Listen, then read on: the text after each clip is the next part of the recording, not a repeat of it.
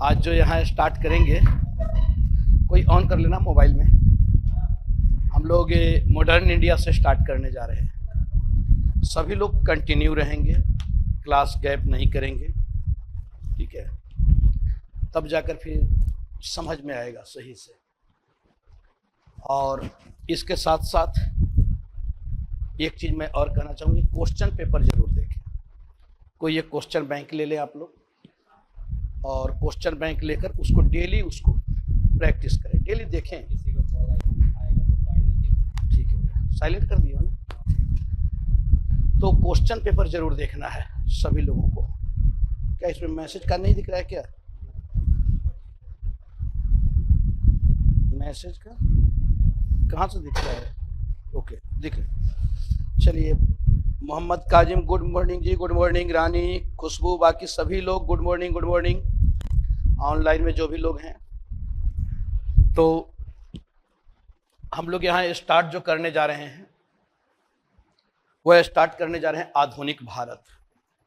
यहाँ से हम लोग आज जो शुरुआत करने जा रहे हैं यह है आधुनिक भारत, मॉडर्न इंडिया, आधुनिक भारत। बहुत सारी चीजों को आप यहाँ पे समझोगे। भारत देखो, ऐसे भी चूंकि ये हमारा देश है, हिस्ट्री सिर्फ इसलिए जरूरी नहीं है एग्जाम के लिए, बल्कि हिस्ट्री आपके व्यक्तित्व के निर्माण के लिए भी जरूरी है। कि जब आप अपने देश को, अपने समाज को अगर आप जानते हो, समझते हो, तो और हर लोग को जानने की इच्छा होती है। कौन नहीं जानना चाहेगा अपने परिवार के विषय में, परिवार का इतिहास? कौन नहीं जानना चाहेगा अपने समाज का इतिहास? कौन नहीं जानना चाहेगा अपने राष्ट्र का इतिहास? सब लोग जानना चाहते हैं। हिस्ट्री के साथ है कि आप जब इसे समझ पाते हो, जानते हो, तो आपका व्यक्तित्व भी थोड़ा मजबूत होता है। क्योंकि कहीं भी आप देखोगे कि जो भी बातचीत होती है उसमें इतिहास जरूर आता है ना? जब भी आप किसी भी चीज को, किसी को भी आप देखोगे, कोई भी डिबेट अगर करेगा तो उसमें हिस्ट्री ही एक ऐसा पार्ट होता है कि जिसके माध्यम से आप अपनी चीजों को रख पाते हो और उसको साबित कर पाते हो। भाई ऐसी चीजें ऐसे पहले भी रही है, या इस तरीके से घटनाएं घटित हुई हैं, उसका क्या परिणाम निकला है। तो इतिहास बहुत महत्वपूर्ण है और सबको जानना चाहिए।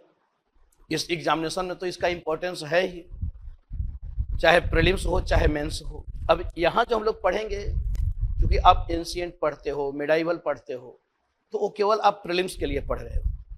लेकिन जब आप मॉडर्न इंडिया पढ़ते हो ना, तो आप प्रीलिम्स के साथ साथ मेंस के लिए भी पढ़ते हो। दोनों के लिए महत्वपूर्ण है। तो यहाँ पे केवल हम लोग घटनाओं को उल्लेख ही नहीं करेंगे, बल्कि उसके विषय में हम लोग जानेंगे, सारे तथ्यों को हम लोग समझेंगे। ठीक है?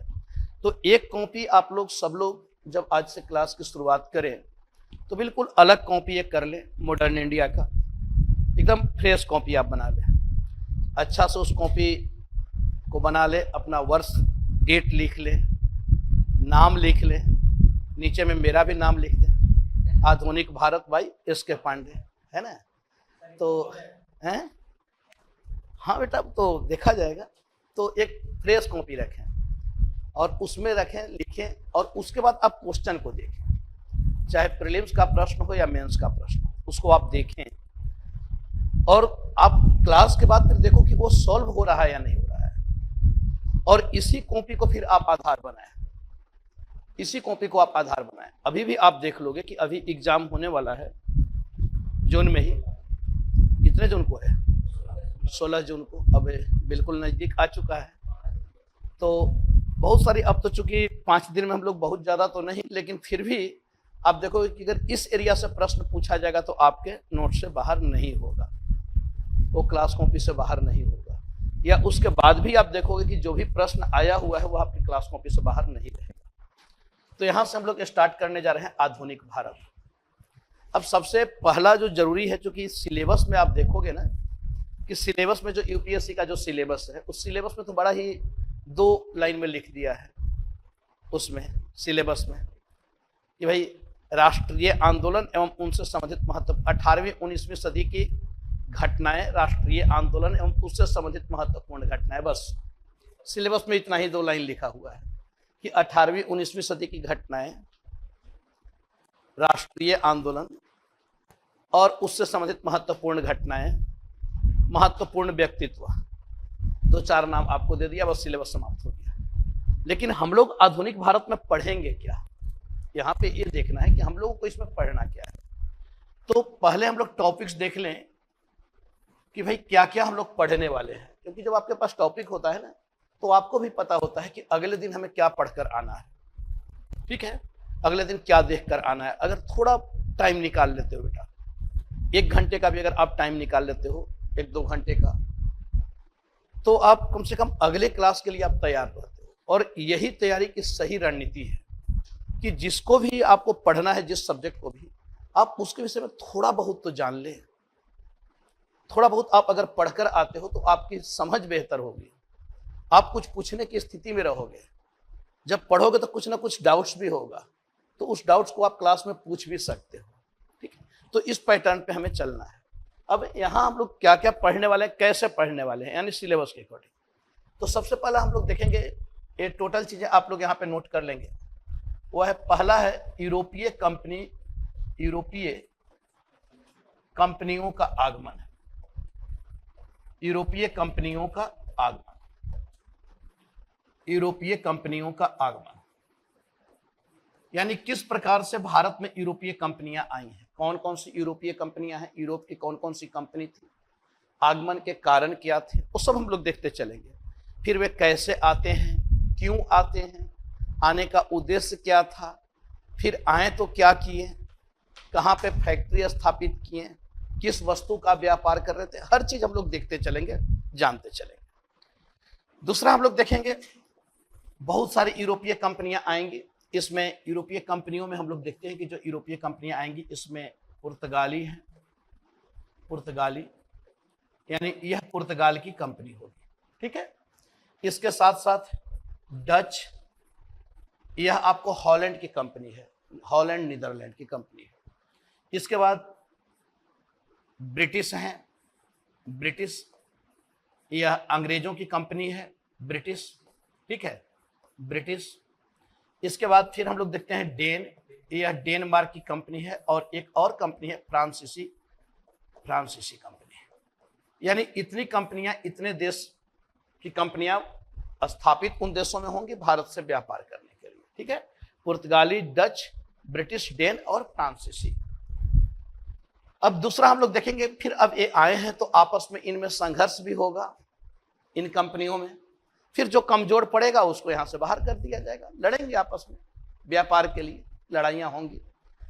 अब उसके बाद फिर यहां हम लोग देखेंगे, जो दूसरा हमारा टॉपिक होगा वो होगा कि भाई सर्वोच्चता के लिए संघर्ष, सर्वोच्चता के लिए संघर्ष, सर्वोच्चता के लिए संघर्ष, सर्वोच्चता के लिए संघर्ष।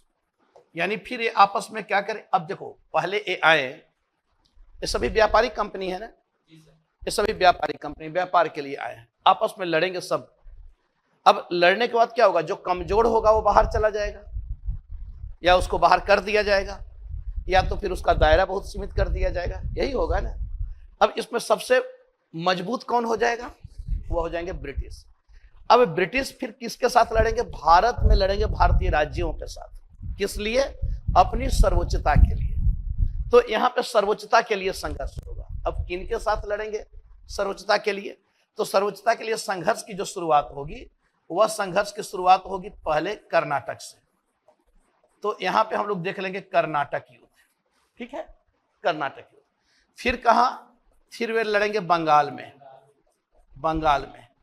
फिर वे लड़ेंगे मैसूर में, मैसूर में। फिर वे लड़ेंगे मराठों के साथ।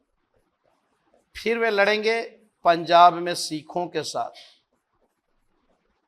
और तब जाकर फिर अवध को अपने साम्राज्य के अधीन ले आएंगे। ठीक है, तो इतने राज्यों के, जैसे कर्नाटक युद्ध, बंगाल युद्ध जिसमें प्लासी का युद्ध, बक्सर का युद्ध, मैसूर युद्ध 4 लड़ाइयां लड़ी जाएंगी, मराठा युद्ध 3 लड़ाइयां लड़ी जाएंगी, पंजाब 2 लड़ाइयां लड़ी जाएंगी, अवध, इन सबको ब्रिटिश साम्राज्य में क्या कर लिया जाएगा, मिला लिया जाएगा। ठीक है, अब आगे हम लोग देखते हैं कि चलो अब ये सर्वोच्चता का जो संघर्ष है, तो ये संघर्ष काफी लंबी लड़ाई होगी, इसमें बहुत सारी चीजों को हम लोग को देखना है, बहुत सारी घटनाओं को हम लोगों को देखना है। फिर अब यहाँ पे हम लोग देखते हैं कि सर्वोच्चता के लिए संघर्ष हो जाएगा, कर्नाटक से शुरुआत होगा, फिर इनका साम्राज्यवादी प्रसार हो जाएगा। ठीक है, साम्राज्यिक प्रसार हो जाएगा। अब इसके बाद फिर हम लोग देखेंगे ब्रिटिश साम्राज्यवादी नीति। अब आगे जब ब्रिटिश साम्राज्य स्थापित होगी तो फिर ब्रिटिश साम्राज्य, अब चूंकि इन सबको मिलाकर इन सबको जीत लेंगे ना, शुरुआत होगी सर्वोच्चता के लिए यहां से, और फिर साम्राज्यिक प्रसार किया जाएगा। फिर साम्राज्य को वे प्रसार करेंगे, बढ़ाएंगे अपने साम्राज्य को, ब्रिटिश साम्राज्य को।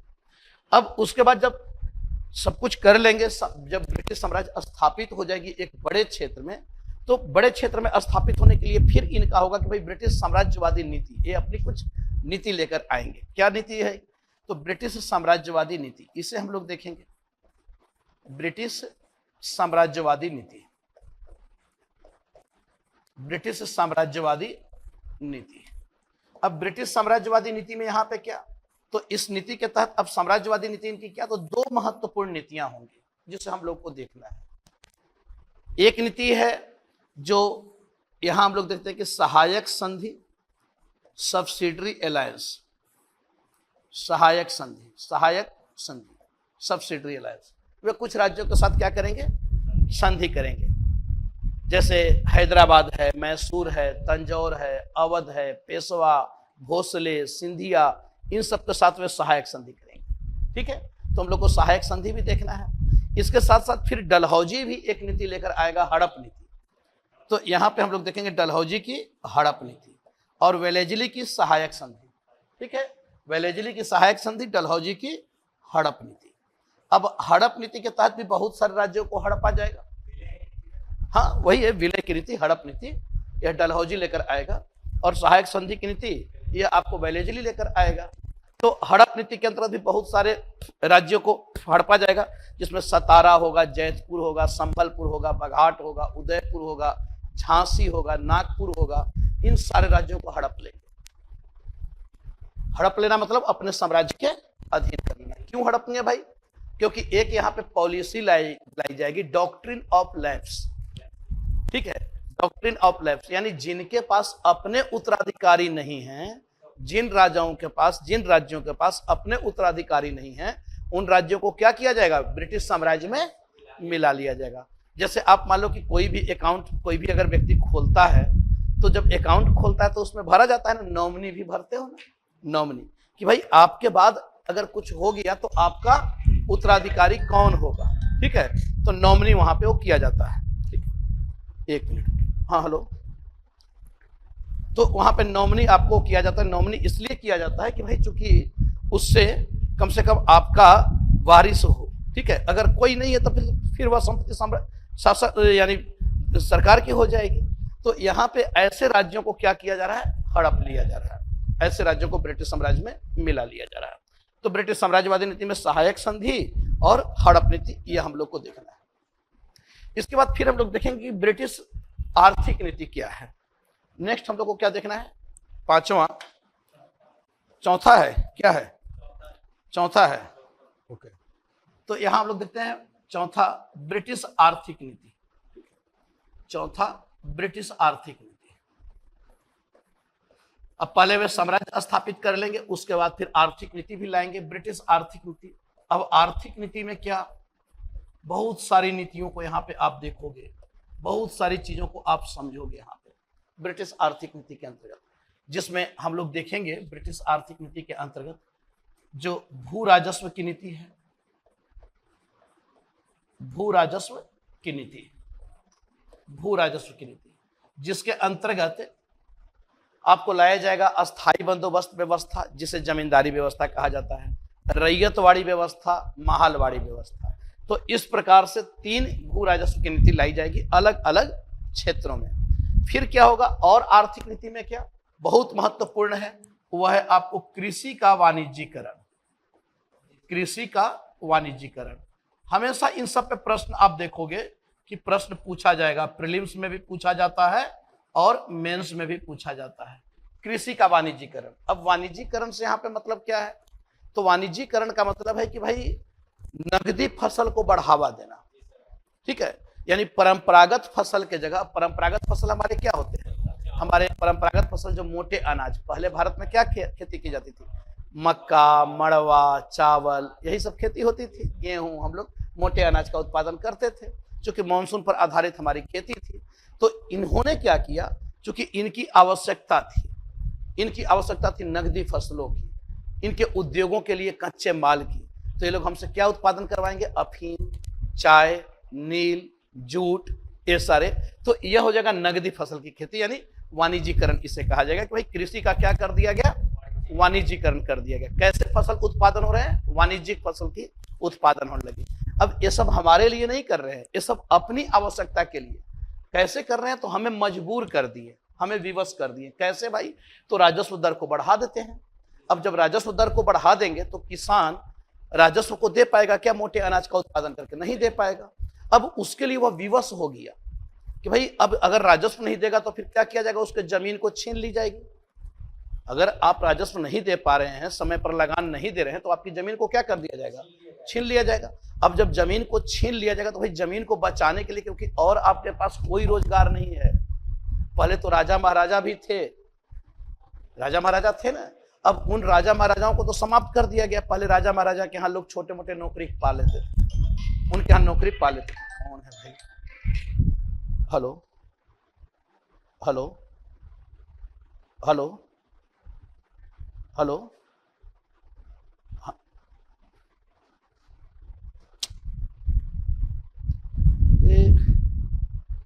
क्या कहा जाए, ये सब बैंकिंग वाले भी ना मतलब बिना मतलब का, इनको बिना मतलब का लोन देंगे जिसको नहीं चाहिए तो चलिए, तो यह आप देख रहे हो कि अब कृषि का वाणिज्यीकरण। तो भाई अब चूंकि पहले राजा महाराजा होते थे, तो राजा महाराजा होते थे तो उनके पास क्या होता था कि उनके पास आपको भाई छोटे मोटे नौकरियां लोग पा लेते थे। कोई सिपाही के रूप में, कोई कलाकार के रूप में, कोई नृत्यकार के रूप में, या कोई कपड़ा उपड़ा कुछ बना रहा है, सब कुछ समाप्त ब्रिटिश कर देंगे, हमें विवश कर देंगे। तो इस प्रकार से कृषि का यानी भू राजस्व की नीति हम लोग पढ़ेंगे कि भाई क्या था भू राजस्व नीति, इसका उद्देश्य क्या था, इसके अंतर्गत क्या क्या था। फिर कृषि का वाणिज्यीकरण क्या था, कैसे वाणिज्यीकरण किया गया, क्यों किया गया, इसका परिणाम क्या आया, तो सारी चीजों को हम लोग देखते चलेंगे। फिर कृषि का वाणिज्यीकरण, इसके साथ साथ हस्तशिल्प उद्योग का पतन, ये सब आर्थिक नीति में ही हम लोग को देखना है। हस्तशिल्प उद्योग का पतन, हस्तशिल्प समझ रहे हो आप लोग? हस्तशिल्प उद्योग जो हमारा कुटीर उद्योग नहीं था, उसका भी अब क्या कर दिया जाएगा? पतन कर दिया जाएगा। जो भी छोटे मोटे हम लोग करते थे काम, मतलब बेरोजगारी, इस सबसे बेरोजगारी बढ़ेगी या नहीं बढ़ेगी? यही सब छोटे मोटे हमारे यहाँ उद्योग चलता था। हमारे यहाँ कोई इंडस्ट्री थोड़े ही था, हमारे यहाँ लोग वही कुटीर उद्योग थे, घरेलू उद्योग था, परंपरागत उद्योग था, आपस में लेन देन होता था। तो इस तरीके से हम लोग काम करते थे। इन सब का इन लोगों ने नाश कर दिया। तो हस्तशिल्प उद्योग का पतन। इसके साथ साथ फिर आप पढ़ोगे धन का निर्गमन। धन का निर्गमन, निर्गमन का मतलब क्या कि धन जो है वह आपके यहां से बाहर जा रहा है। धन कहां जा रहा है? हमारे यहां से, हमारे यहां से धन कहां जा रहा है? ब्रिटेन जा रहा है, ठीक है, ब्रिटेन जा रहा है हमारे यहां से धन। तो यह धन का निर्गमन जिसका सिद्धांत दादा भाई नौरोजी देंगे, तो धन का निर्गमन भी हम लोग को देखना है। भाई कैसे धन का निर्गमन, यानी हमारे यहाँ का धन संपदा वह कैसे ब्रिटेन चला जा रहा है, उसका भारत पर क्या प्रभाव पड़ रहा है। तो इन सारी चीजों को हम लोग पढ़ेंगे। इसके साथ साथ फिर एक और हम लोग पढ़ लेंगे इसी आर्थिक नीति में, रेलवे भी हम लोग देख लेंगे कि भाई रेलवे का निर्माण क्यों किया गया, इसका कब निर्माण हुआ, किसने किया, फिर रेलवे की क्या भूमिका रही इन सबको बढ़ावा देने में। तो इससे हम लोग को यहाँ पे देखना है। क्लियर है? नेक्स्ट हम लोग देखें, मतलब पूरे आप देखो मॉडर्न इंडिया आज आप केवल सिलेबस के अकॉर्डिंग आप समझ लोगे, पूरे सिलेबस के अकॉर्डिंग सारे एक पिक्चर आपके बनने लगेगा। अब फिर हम लोग को देखना है ब्रिटिश प्रशासनिक नीति, पांचवा ब्रिटिश प्रशासनिक नीति, यानी अब प्रशासन को लेकर एक क्या नीति, अर्थव्यवस्था आर्थिक नीति भी हम लोगों ने देखा। अब प्रशासन को लेकर इनकी क्या पॉलिसी रहेगी, तो ब्रिटिश प्रशासनिक नीति। ब्रिटिश प्रशासनिक नीति। अब प्रशासनिक नीति में क्या है भाई, क्या क्या हम लोग को देखना है प्रशासन का जो इनका नीति है। जैसे अब प्रशासन में ये लोग क्या कर रहे हैं, तो प्रशासन में सिविल सेवा, जिसकी आप लोग प्रिपरेशन भी कर रहे हो, ठीक है, कब गठन किया गया, क्या उद्देश्य था, इसके साथ साथ पुलिस सेवा, यही सब प्रशासन से जुड़ा हुआ होगा ना। पुलिस सेवा, सैन्य सेवा, ये भी प्रशासन से जुड़ा हुआ होगा, सैन्य सेवा, इसके साथ साथ न्यायिक सेवा, यह भी प्रशासन से जुड़ा हुआ है। न्याय व्यवस्था, कैसे वे आपको दीवानी अदालत, फौजदारी अदालत, फिर कैसे हाई कोर्ट, फिर कैसे सुप्रीम कोर्ट, ठीक है। तो इन सारी चीजों को हम लोग को देखना है प्रशासनिक नीति के तहत, यह ब्रिटिश प्रशासनिक नीति है। फिर ब्रिटिश सामाजिक सांस्कृतिक नीति नेक्स्ट हम लोग देखेंगे, यानी प्रशासनिक नीति हो गया, इसके बाद फिर ब्रिटिश सामाजिक सांस्कृतिक नीति। अब आप देखो तो हमारे समाज और संस्कृति में भी वे परिवर्तन करना चाहेंगे, ठीक है, क्योंकि यह भी उनकी जरूरत है। तो ब्रिटिश सामाजिक सांस्कृतिक नीति, ब्रिटिश कालीन सामाजिक सांस्कृतिक नीति, ब्रिटिश सामाजिक सांस्कृतिक नीति, ब्रिटिश सामाजिक सांस्कृतिक नीति। अब हमारे समाज में भी वे परिवर्तन करना चाहेंगे। अब इसके लिए वे क्या लाएंगे, तो इसके लिए वे शिक्षा व्यवस्था को लाएंगे, ठीक है, शिक्षा व्यवस्था को लाएंगे। फिर शिक्षा को लेकर विवाद होगा कि भाई शिक्षा का भाषा क्या हो, शिक्षा का विषय क्या हो, शिक्षा पर, क्योंकि 1813 का चार्टर एक्ट के तहत शिक्षा पर प्रति वर्ष 1 लाख रुपए खर्च करने की बात की गई थी। फिर आपको आंग्लवाद, प्राच्यवाद आप देखोगे, फिर शिक्षा को लेकर सिद्धांत बनाया जाएगा कि भाई कैसे भारत में शिक्षा का विकास करना है और कैसे भारतीयों को शिक्षित करना है। इसके साथ साथ फिर सामाजिक सुधार नीति भी वे लेकर आएंगे, ठीक है, जिसमें सती प्रथा उन्मूलन अधिनियम होगा, इसके साथ साथ विधवा पुनर्विवाह अधिनियम होगा। तो ये सारा वे लेकर फिर आएंगे। तो सामाजिक सुधार अधिनियम, सामाजिक सुधार अधिनियम, सामाजिक सुधार अधिनियम, या फिर वे लेकर आएंगे सामाजिक सुधार अधिनियम। इससे हम लोग को देखना है। फिर हम लोग यहाँ पे जो देखेंगे, इसके बाद भाई अब इसको लेकर जैसे ये सब घोषित करेंगे, अब इसको लेकर भारत में चूंकि अब ये हमारे समाज और संस्कृति में हस्तक्षेप कर देंगे। अभी तक इन लोगों ने हमारे कृषि, उद्योग, इन्हीं सब चीजों को टच किया था।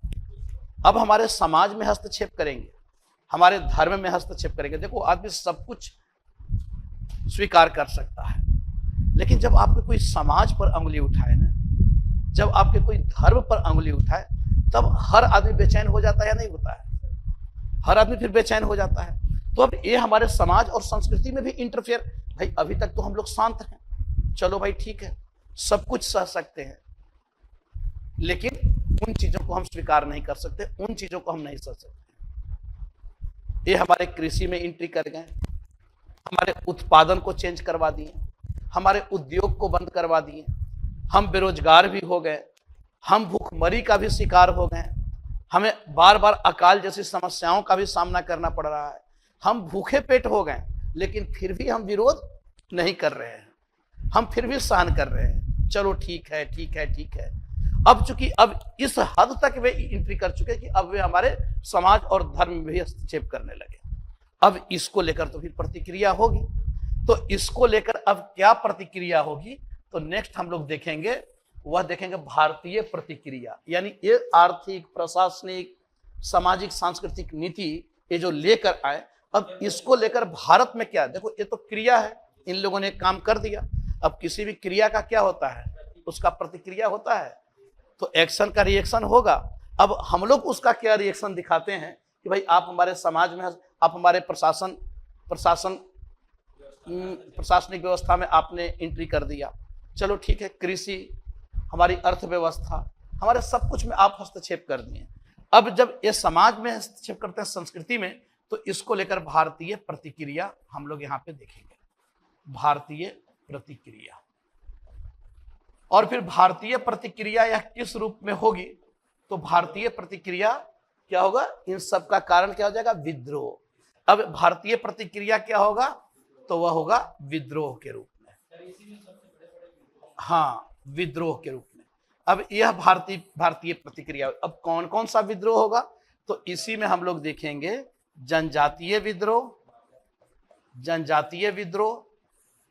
इसके साथ साथ हम लोग और क्या देखेंगे, इसी में हम लोग देखेंगे जनजातीय विद्रोह, इसी में देखेंगे किसान विद्रोह, किसान विद्रोह, इसी में हम लोग देखेंगे 1857 की क्रांति, ठीक है, जो सैनिक विद्रोह से जिसकी शुरुआत होगी, तो 1857 की क्रांति। यह भारतीयों की प्रतिक्रिया होगी, यह भारत का रिएक्शन होगा, यह भारत का रिएक्शन होगा इनके क्रिया के विपरीत, ठीक है। इसके बाद फिर हम लोग देखते हैं, तो इसी में हाँ, सबसे पहले इसमें जैसे एक और हम लोग देख रहे हैं कि भारतीय प्रतिक्रिया चूंकि हमारे समाज संस्कृति में हस्तक्षेप किए हैं, तो हम लोग करेंगे क्या, हम लोग सामाजिक धार्मिक सुधार आंदोलन भी लाएंगे ना। हम लोग सामाजिक धार्मिक सुधार आंदोलन अपने समाज और संस्कृति में सुधार करने की कोशिश करेंगे कि भाई ये हमारा जो मजाक उड़ा रहे हैं हम उसको सुधारें। तो उसमें अब ब्रह्म समाज है, आर्य समाज है, प्रार्थना समाज है, थियोसॉफिकल सोसाइटी है, देवबंद आंदोलन है, अलीगढ़ आंदोलन है, ये सारा हम लोग देखेंगे, यानी हिंदू और मुस्लिम सुधार आंदोलन। तो यहीं पे हम लोग एक और देख लेंगे, कहीं भी इसको मैं यहीं पे वो कर दे रहा हूँ, किसान विद्रोह, इसके बाद फिर सामाजिक धार्मिक सुधार आंदोलन, ठीक है, सामाजिक धार्मिक सुधार आंदोलन, सामाजिक धार्मिक सुधार आंदोलन और 1857 की क्रांति, 1857 की क्रांति, यह हम लोग यहां तक के देख लेंगे। ये ओवरऑल इन सारी चीजों को हम लोग देखेंगे। इसके बाद फिर आएंगे हम लोग नेक्स्ट। अब चूंकि ये सब अपने आप में एक टॉपिक है, ठीक है, ये सब अपने आप में टॉपिक है, ये सब अपने आप में टॉपिक है, अलग टॉपिक है, इसे हम लोग देख लेंगे। अगर ऐसे नाम दोगे तो 7वां 8वां 9वां 10वां हो जाएगा, ठीक है। अब इसके बाद हम लोग आते हैं नेशनल मूवमेंट में। कौन सा है, 8वां है, ठीक है, 8वां। अब आते हैं हम लोग नेशनल मूवमेंट में, 8वां राष्ट्रीय आंदोलन, राष्ट्रीय आंदोलन, राष्ट्रीय आंदोलन। अब यहां राष्ट्रीय आंदोलन में जो हम लोग को देखना है सबसे पहले कि भाई राष्ट्रीयता है क्या, और भारत में राष्ट्रवाद का उद्भव कैसे हुआ, या भारत में राष्ट्रीयता का उद्भव कैसे हुआ, ठीक है। क्या भारतीय राष्ट्रीयता अंग्रेजों की देन है, ये हम लोग देखेंगे कि भाई क्या अंग्रेज नहीं आते तो क्या हम लोग राष्ट्रीयता से परिचित नहीं होते, क्या भारत एक राष्ट्र नहीं बनता। तो इसमें हम लोग देखेंगे भारतीय राष्ट्रीय आंदोलन। तो सबसे पहले यहाँ पे हम लोग देखेंगे कि भाई राष्ट्रीय आंदोलन, अब भारत में राष्ट्रवाद की शुरुआत, भारत में राष्ट्रवाद की शुरुआत कैसे हुई, राष्ट्रवाद की शुरुआत कैसे हुई, यह पहले हम लोग देख लेंगे। फिर राष्ट्रीय आंदोलन में बहुत सारे घटनाओं को हम लोग देखेंगे, भाई राष्ट्रीय आंदोलन के उद्भव के कारण क्या हुआ, क्या राष्ट्रीयता अंग्रेजों की देन है, इन सारी चीजों के संदर्भ में हम लोग चर्चा करेंगे। नेक्स्ट आते हैं, तो इसी राष्ट्रीय आंदोलन का एक चरण होगा, वह होगा भारतीय राष्ट्रीय कांग्रेस की स्थापना, ठीक है। भारतीय राष्ट्रीय कांग्रेस बहुत महत्वपूर्ण होगा, भारतीय राष्ट्रीय कांग्रेस। अब कांग्रेस की कैसे स्थापना हुई और 1885 से लेकर और कब तक, यह 1947 तक कांग्रेस के अधिवेशन को हम लोग देखेंगे। यहां पे हम लोग क्या देखेंगे, कांग्रेस अधिवेशन, कांग्रेस अधिवेशन, कांग्रेस अधिवेशन, कि कैसे कांग्रेस का अधिवेशन हुआ, किसने उसका अध्यक्षता किया, उस अधिवेशन में क्या कार्य हुआ, क्या महत्वपूर्ण घटनाएं घटित हुई। तो इन सारी चीजों को हम लोग यहाँ पे भारतीय राष्ट्रीय आंदोलन के अंतर्गत देखेंगे कि कांग्रेस की, भारतीय राष्ट्रीय कांग्रेस की स्थापना कैसे हो रही है। फिर कुछ प्रमुख विचारधारा भी हम लोग देखेंगे। यहाँ पे आगे हम लोग जो देखेंगे वह देख लेंगे हम लोग कि भाई विभिन्न विचारधारा, अब भारत में कौन कौन सी विचारधारा है, तो यहाँ पे विभिन्न विचारधारा, बहुत सारे आइडियोलॉजी को भी आप लोग समझ लोगे। विभिन्न विचारधारा, विचारधारा क्योंकि भारत में जो राष्ट्रीय आंदोलन जो चलाई जा रही है वह अलग अलग विचारधारा के अंतर्गत, किसी एक विचारधारा के अंतर्गत नहीं चलाई जा रही है, अलग अलग लोग उसका नेतृत्व कर रहे हैं।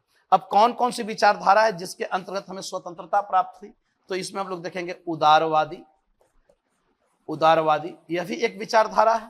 देखो वाद जहां भी लगेगा ना वो हो जाएगा सिद्धांत, विचारधारा, उदारवाद, उग्रवाद, है ना। तो एक विचारधारा होगा उदारवाद, यानी ये लोग जो होंगे जो राष्ट्रीय आंदोलन के जो इसका जो नेतृत्व करेंगे वे किस तरीके से विरोध तो करेंगे, लेकिन विरोध का तरीका क्या होगा, बड़ा ही लिबरल। वे कहेंगे कि भाई भारत में ये चूंकि पढ़े लिखे लोग हैं तो इनको लगता है कि नहीं भारत में अंग्रेजों को बने रहना चाहिए, क्योंकि अंग्रेजों के बने रहने से ही भारत का विकास होगा।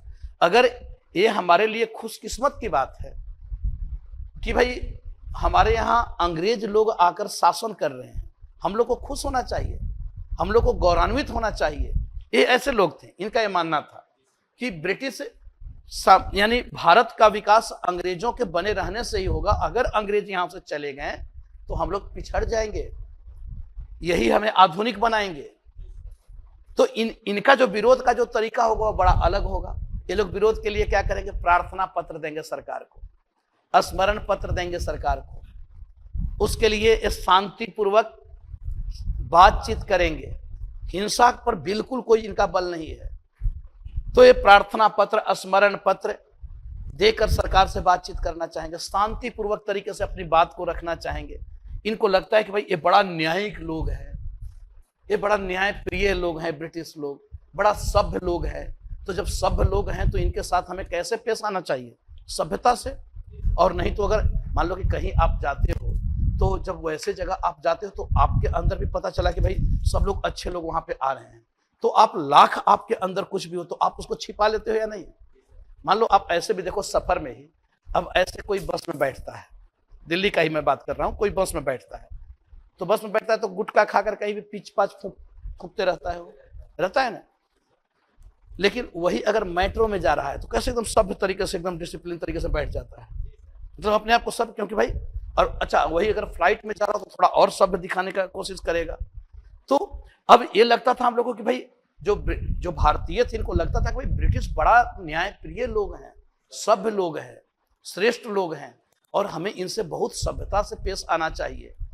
तो इस तरीके से ये उदारवादी विचारधारा के लोग होंगे जो शांतिपूर्वक बातों को अपना रखेंगे। इनको लगता है कि अगर हम अपनी समस्याओं से ब्रिटिश साम्राज्य को परिचित करा देंगे तो हमारी जो समस्या है वह दूर हो जाएगी।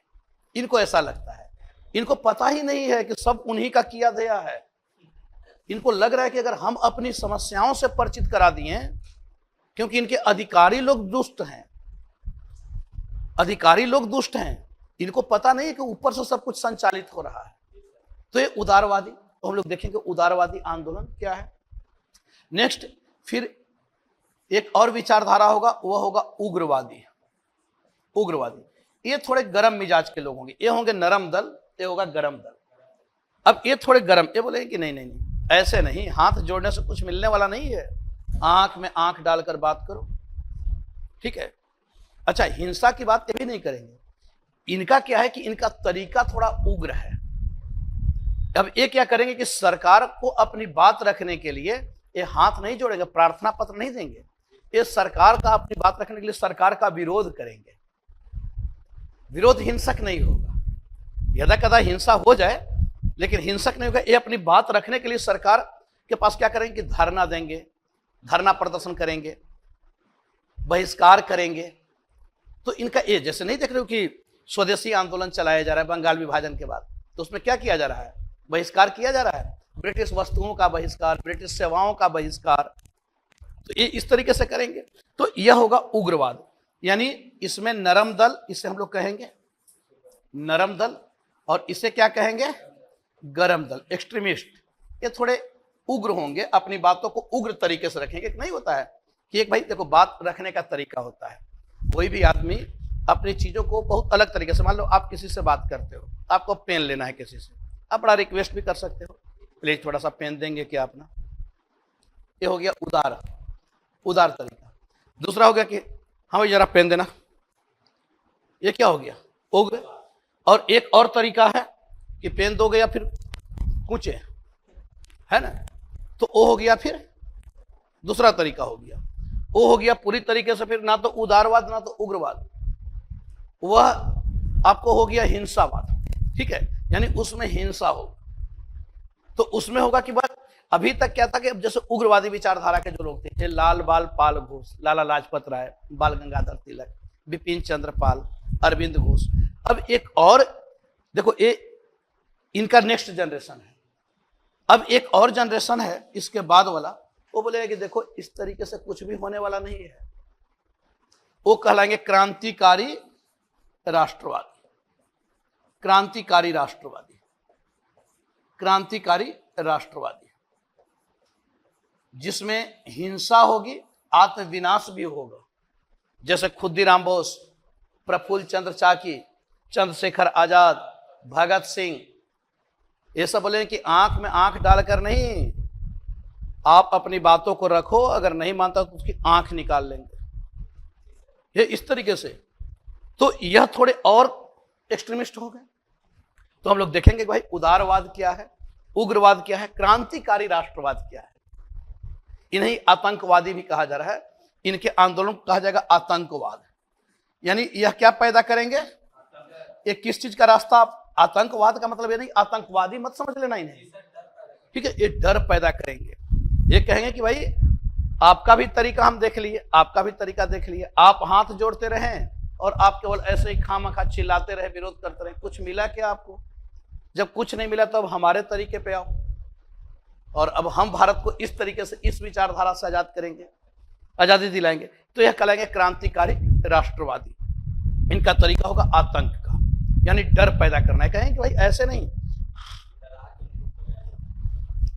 इनमें डर पैदा करो, इनमें खौफ पैदा करो कि ये भारत में रहने से डरें।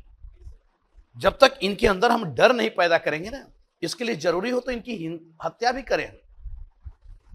जो अलोकप्रिय लोग हैं, जो भारतीयों को सता रहे हैं, हम उनको मारे भी, उनकी हत्या भी करें, जिससे कि कोई भी गलत करने से पहले 10 बार सोचे अधिकारी कि हमें ऐसा काम करना चाहिए या नहीं करना चाहिए। तो ये वैसे लोगों की हत्या की बात कर रहे हैं, सबकी हत्या की बात नहीं कर रहे हैं। एक और विचारधारा होगा और वह विचारधारा हम लोग देखेंगे, तो यह विचारधारा होगा गांधीवादी। गांधीवादी, अब ये थोड़ा अलग विचारधारा होगा, इसमें सब समय का समन्वय होगा, सिर्फ इसको छोड़कर। यह उदारवादी तरीका भी अपनाएंगे और उग्रवादी तरीका भी अपनाएंगे। गांधी दोनों। गांधी पहले क्या करेंगे, प्रार्थना पत्र कर देंगे सरकार को, पहले हाथ जोड़ेंगे और हाथ नहीं जोड़ने पर फिर वे तरीका क्या अपना लेंगे, उग्र तरीका, जिसमें हिंसा नहीं होगा, जिसमें हिंसा। यानी गांधीवाद जो है ना, आप ये मान लो कि जो गांधीवाद है, जो गांधी का जो विचारधारा है, यह है उदारवाद प्लस उग्रवाद माइनस हिंसा इजकल टू गांधीवाद, है ना? ये पूरा मैथ है, ठीक है? तो उदारवाद प्लस उग्रवाद, और उग्रवाद में से हिंसा निकाल दो तो वह हो जाएगा गांधीवाद, ठीक है? तो इस तरीके से गांधी का अपना विचारधारा होगा, गांधी का अपना तरीका होगा। आप देखते हो कि वे सरकार को प्रार्थना पत्र भी देते हैं, तो उसके साथ साथ फिर विरोध भी करते हैं कि कुछ नहीं करोगे तो हम भूख हड़ताल पर बैठ जाएंगे, हम असहयोग करेंगे, हम धरना प्रदर्शन करेंगे। सारा तरीका आ जा रहा है, नहीं सब कुछ मिला हुआ है, लेकिन हमारा तरीका हिंसक नहीं होगा, उसमें नाम मात्र की भी हिंसा नहीं होगी। तो यह होगा गांधीवादी। इसके साथ साथ समाजवाद भी है, समाजवाद भी, जैसे नेहरू हैं या सुभाष चंद्र बोस हैं, ये सब समाजवादी हैं। तो हम लोग यहां पे देख लेंगे गांधीवाद के साथ साथ समाजवाद भी। समाजवाद यानी इतने विचारधारा को आप पढ़ने वाले हो इस मॉडर्न इंडिया में, आप समझ रहे हो कितने विचारधारा को आप जान जाओगे कि भाई ये सब सिद्धांत क्या है, ये सब विचारधारा क्या है, इतने विचारधारा को आप देखोगे। नेक्स्ट हम लोग पढ़ेंगे, हाँ हाँ अभी आएंगे बेटा, अभी उस पे आएंगे कि 1857 की क्रांति को क्रांति माना जाए या विद्रोह माना जाए। वो सब पर आएंगे, ठीक है। अब ये सबको जान लोगे। विद्रोह, देखो क्रांति का मतलब होता है परिवर्तन, अभी बस इतना समझ लो। क्रांति का मतलब परिवर्तन। जब बड़े स्तर पर कोई भी घटना में बदलाव हो तो उसे हम क्या कहेंगे? उसे हम क्रांति कहेंगे, ठीक है। अब विद्रोह क्या हो गया? ऐसा कोई सही नहीं है कि सफल हो या असफल हो। विद्रोह का मतलब हो गया कि छोटी मोटी घटनाएं, छिटपुट, और वह कोई विशेष परिवर्तन को लेकर नहीं आया है, उसका कोई बड़ा परिणाम नहीं पड़ेगा। और जब क्रांति होगा ना, तो क्रांति का असर सभी ओर दिखाई देगा। तो उसे हम, मान लो वही घटना जब बड़ा रूप ले ले तो वह फिर क्या होगा? विद्रोह नहीं कहलाएगा, क्रांति हो जाएगा। जैसे 1857 का विद्रोह हम लोग नहीं मानेंगे। अगर हम लोग भारतीय हैं, राष्ट्रीय हैं, तो हम लोग उसे क्रांति कहेंगे, क्योंकि उसके बाद बड़ा परिवर्तन हो जाता है, बड़ा परिवर्तन होता है। परिवर्तन होता है कि भारत में कंपनी शासन की समाप्ति हो जा रही है, ठीक है। और ब्रिटिश, अब आप देख रहे हो कि 1858 का अधिनियम आता है जिसमें आपको महारानी विक्टोरिया की घोषणा हो रही है और भारत को ब्रिटिश साम्राज्य के अंतर्गत बना लिया जाता है। अब भारत ब्रिटिश साम्राज्य का अंग हो गया, ठीक है। इसके साथ साथ आप देखो तो हमारे सामाजिक धार्मिक मामलों में वे अब अहस्तक्षेप की नीति अपनाते हैं। वे बोलते हैं कि अब हम लोग भाई इनके समाज और धर्म में हम लोग हस्तक्षेप नहीं करेंगे। आया परिवर्तन या नहीं आया? इसके साथ साथ आप देखो तो 1857 की घटना के बाद वे जो हड़प नीति है उसको त्याग देते हैं। वे बोलते हैं कि अब भारतीय राज्यों को हड़पा नहीं जाएगा और कोई भी नए क्षेत्र को ब्रिटिश साम्राज्य में नहीं मिलाया जाएगा, यानी जो देसी रियासतें हैं वे बने रहेंगे, ठीक है। कितना बड़ा परिवर्तन आ रहा है। तो प्रशासन, अर्थव्यवस्था, सब में बदलाव आ जाएगा, राजनीति, तब वह क्रांति होगा, ठीक है। क्रांति मतलब परिवर्तन।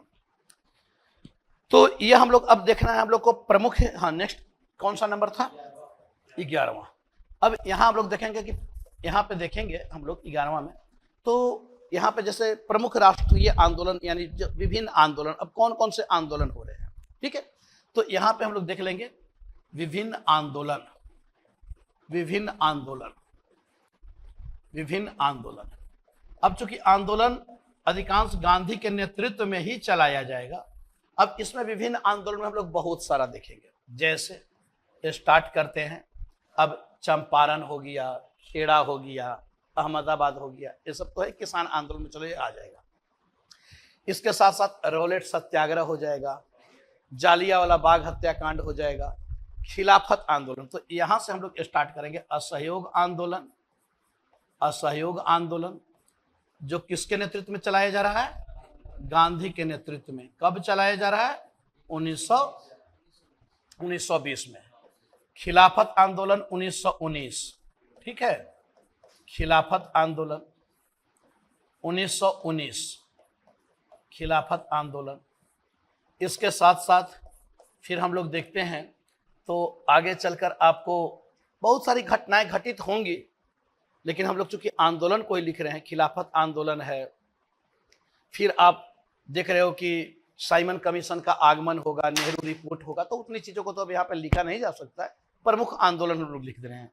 फिर हम लोग देखते हैं तो सविनय अवज्ञा आंदोलन, सविनय अवज्ञा आंदोलन, सविनय अवज्ञा आंदोलन।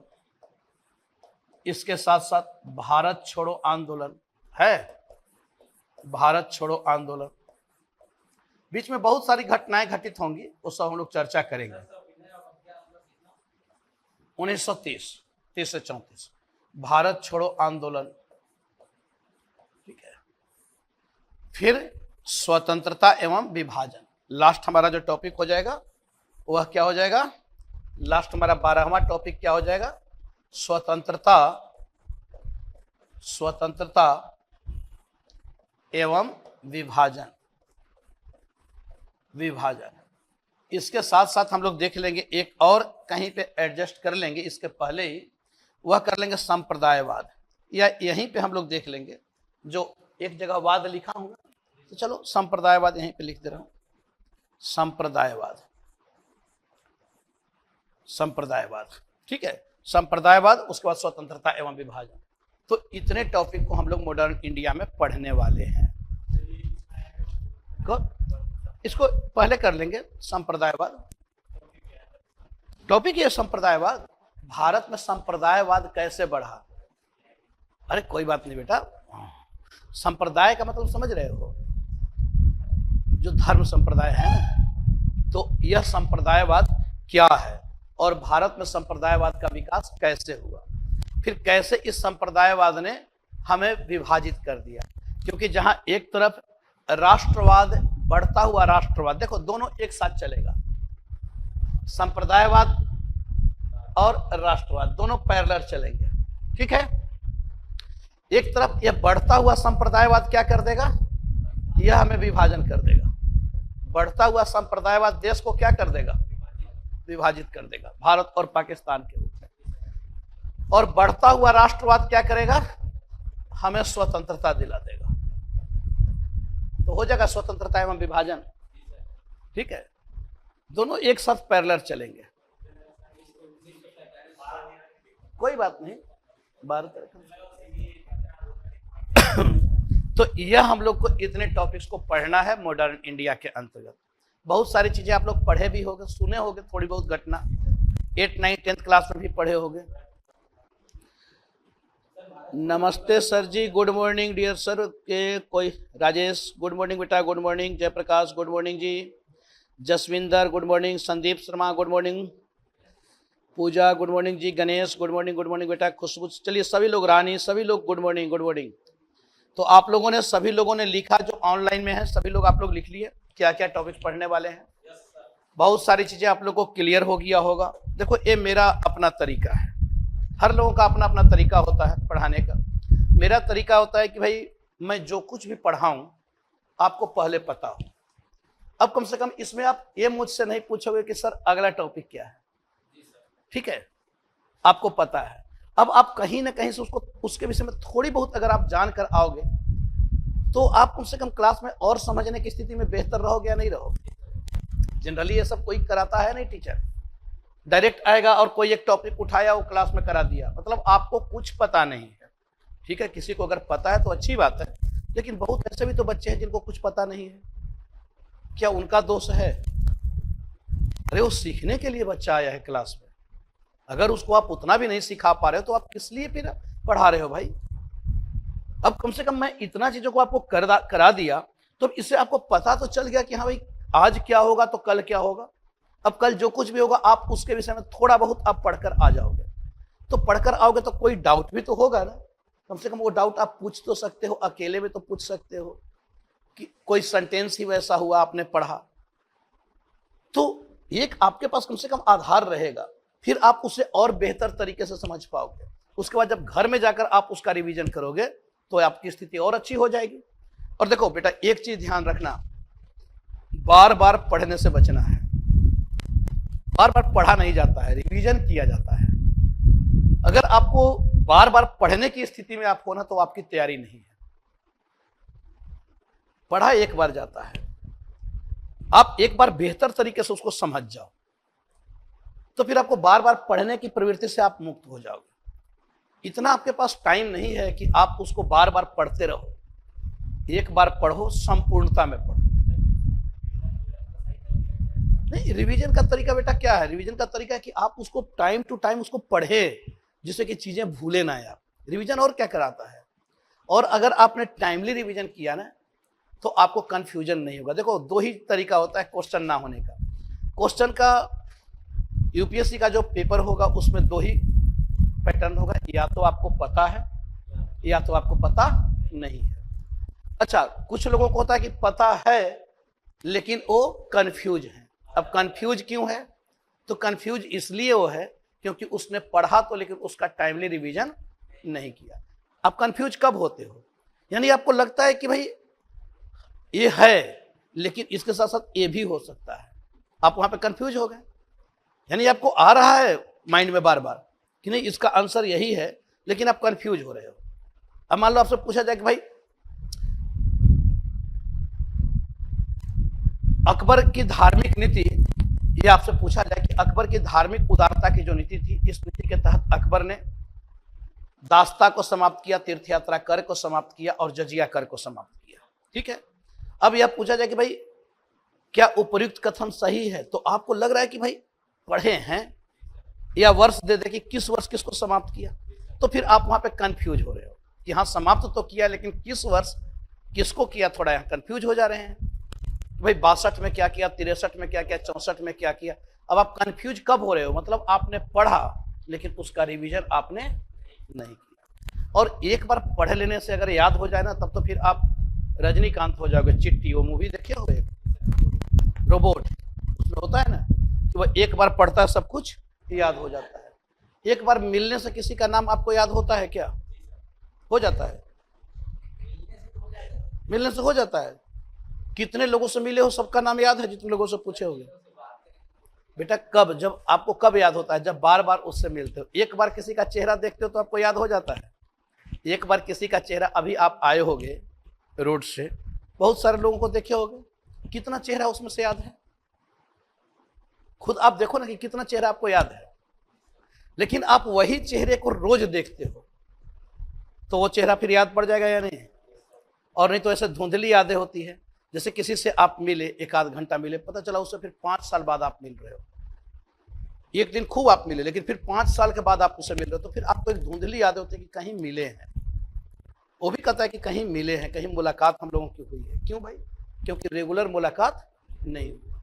तो बेटा माइंड जो है ना, वो इमेजिंग करता है, पिक्चर बनाता है। अब वो धुंधली पड़ गई है। और जिससे आप रोज मिलते हो, पहला बार किसी से आप दोस्त से मिलते हो तो ना तो आपको उसका नाम याद होता है, और अगर एक बार की मुलाकात, आप ट्रेन में गए होंगे, बस में गए होंगे, बहुत सारे सफर किए होंगे, कितने लोगों का आपको नाम याद है? बगल में बैठा होगा तो जरूर पूछा होगा, आपने भी पूछा होगा। कितने लोगों का चेहरा याद है? लेकिन अब रोज अगर उनके साथ मिलना होगा तो फिर याद हो जाता है या नहीं? याद हो जाता है। तो वैसे ही पढ़ाई में भी तो है कि आप एक बार पढ़े और सोचे कि आपको याद हो जाएगा। कैसे हो जाएगा? जब आप 3 अक्षर का नाम याद नहीं रख सकते हो तो कैसे हो जाएगा? उसके लिए आपको बार बार पढ़ना होता है, रोज नहीं, मतलब टाइम टू टाइम आप उसको रिवीजन करेंगे। ठीक है। अब रिवीजन का एक तरीका होता है कि आप उसको, मान लो कि एक ही सब्जेक्ट तो है नहीं, बहुत सारे सब्जेक्ट हैं। अब पता चला आपने मॉडर्न इंडिया पढ़ा, तो मॉडर्न इंडिया पढ़ा तो क्या है, आपका ड्यूटी नहीं है कि हर 15 से 20 दिन के बाद एक बार हम इसको देख लें। 5 दिन हम टाइम दे दें, 5 दिन में पूरा देख लोगे। फिर 20-25 दिन के बाद, महीने दिन के बाद फिर आप उसको देख लिए, फिर 1 महीने के बाद फिर देख लिए, तो वो क्या हो गया कि एकदम पूरे आप उसके रिवीजन में हो, पूरे कॉन्टेक्ट में आप हो। तो फिर उसमें फिर दिक्कत नहीं होता है, फिर वहां कंफ्यूजन होगा ही नहीं। अब पता चला पढ़े और छोड़ दिए और उसके बाद दूसरे सब्जेक्ट में लग गए, और फिर इसको तभी देखे जब एग्जाम के टाइम आया, तो कहां से याद रहेगा? और क्यों याद रहना चाहिए? दिक्कत यहां हो रही है ना कि आपने आज पढ़ा और उसके बाद फिर एग्जाम के टाइम आप कॉपी खोल रहे हो 1 महीना पहले, तो क्यों याद रहेगा? आप इसको टाइमली रिवीजन करो, तब जाकर चीजें याद होंगी।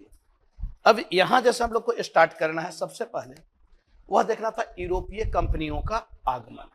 ठीक है, यहां से हम लोग स्टार्ट करते हैं। हमारा पहला टॉपिक था यूरोपीय कंपनियों का आगमन। यूरोपीय कंपनियों का आगमन।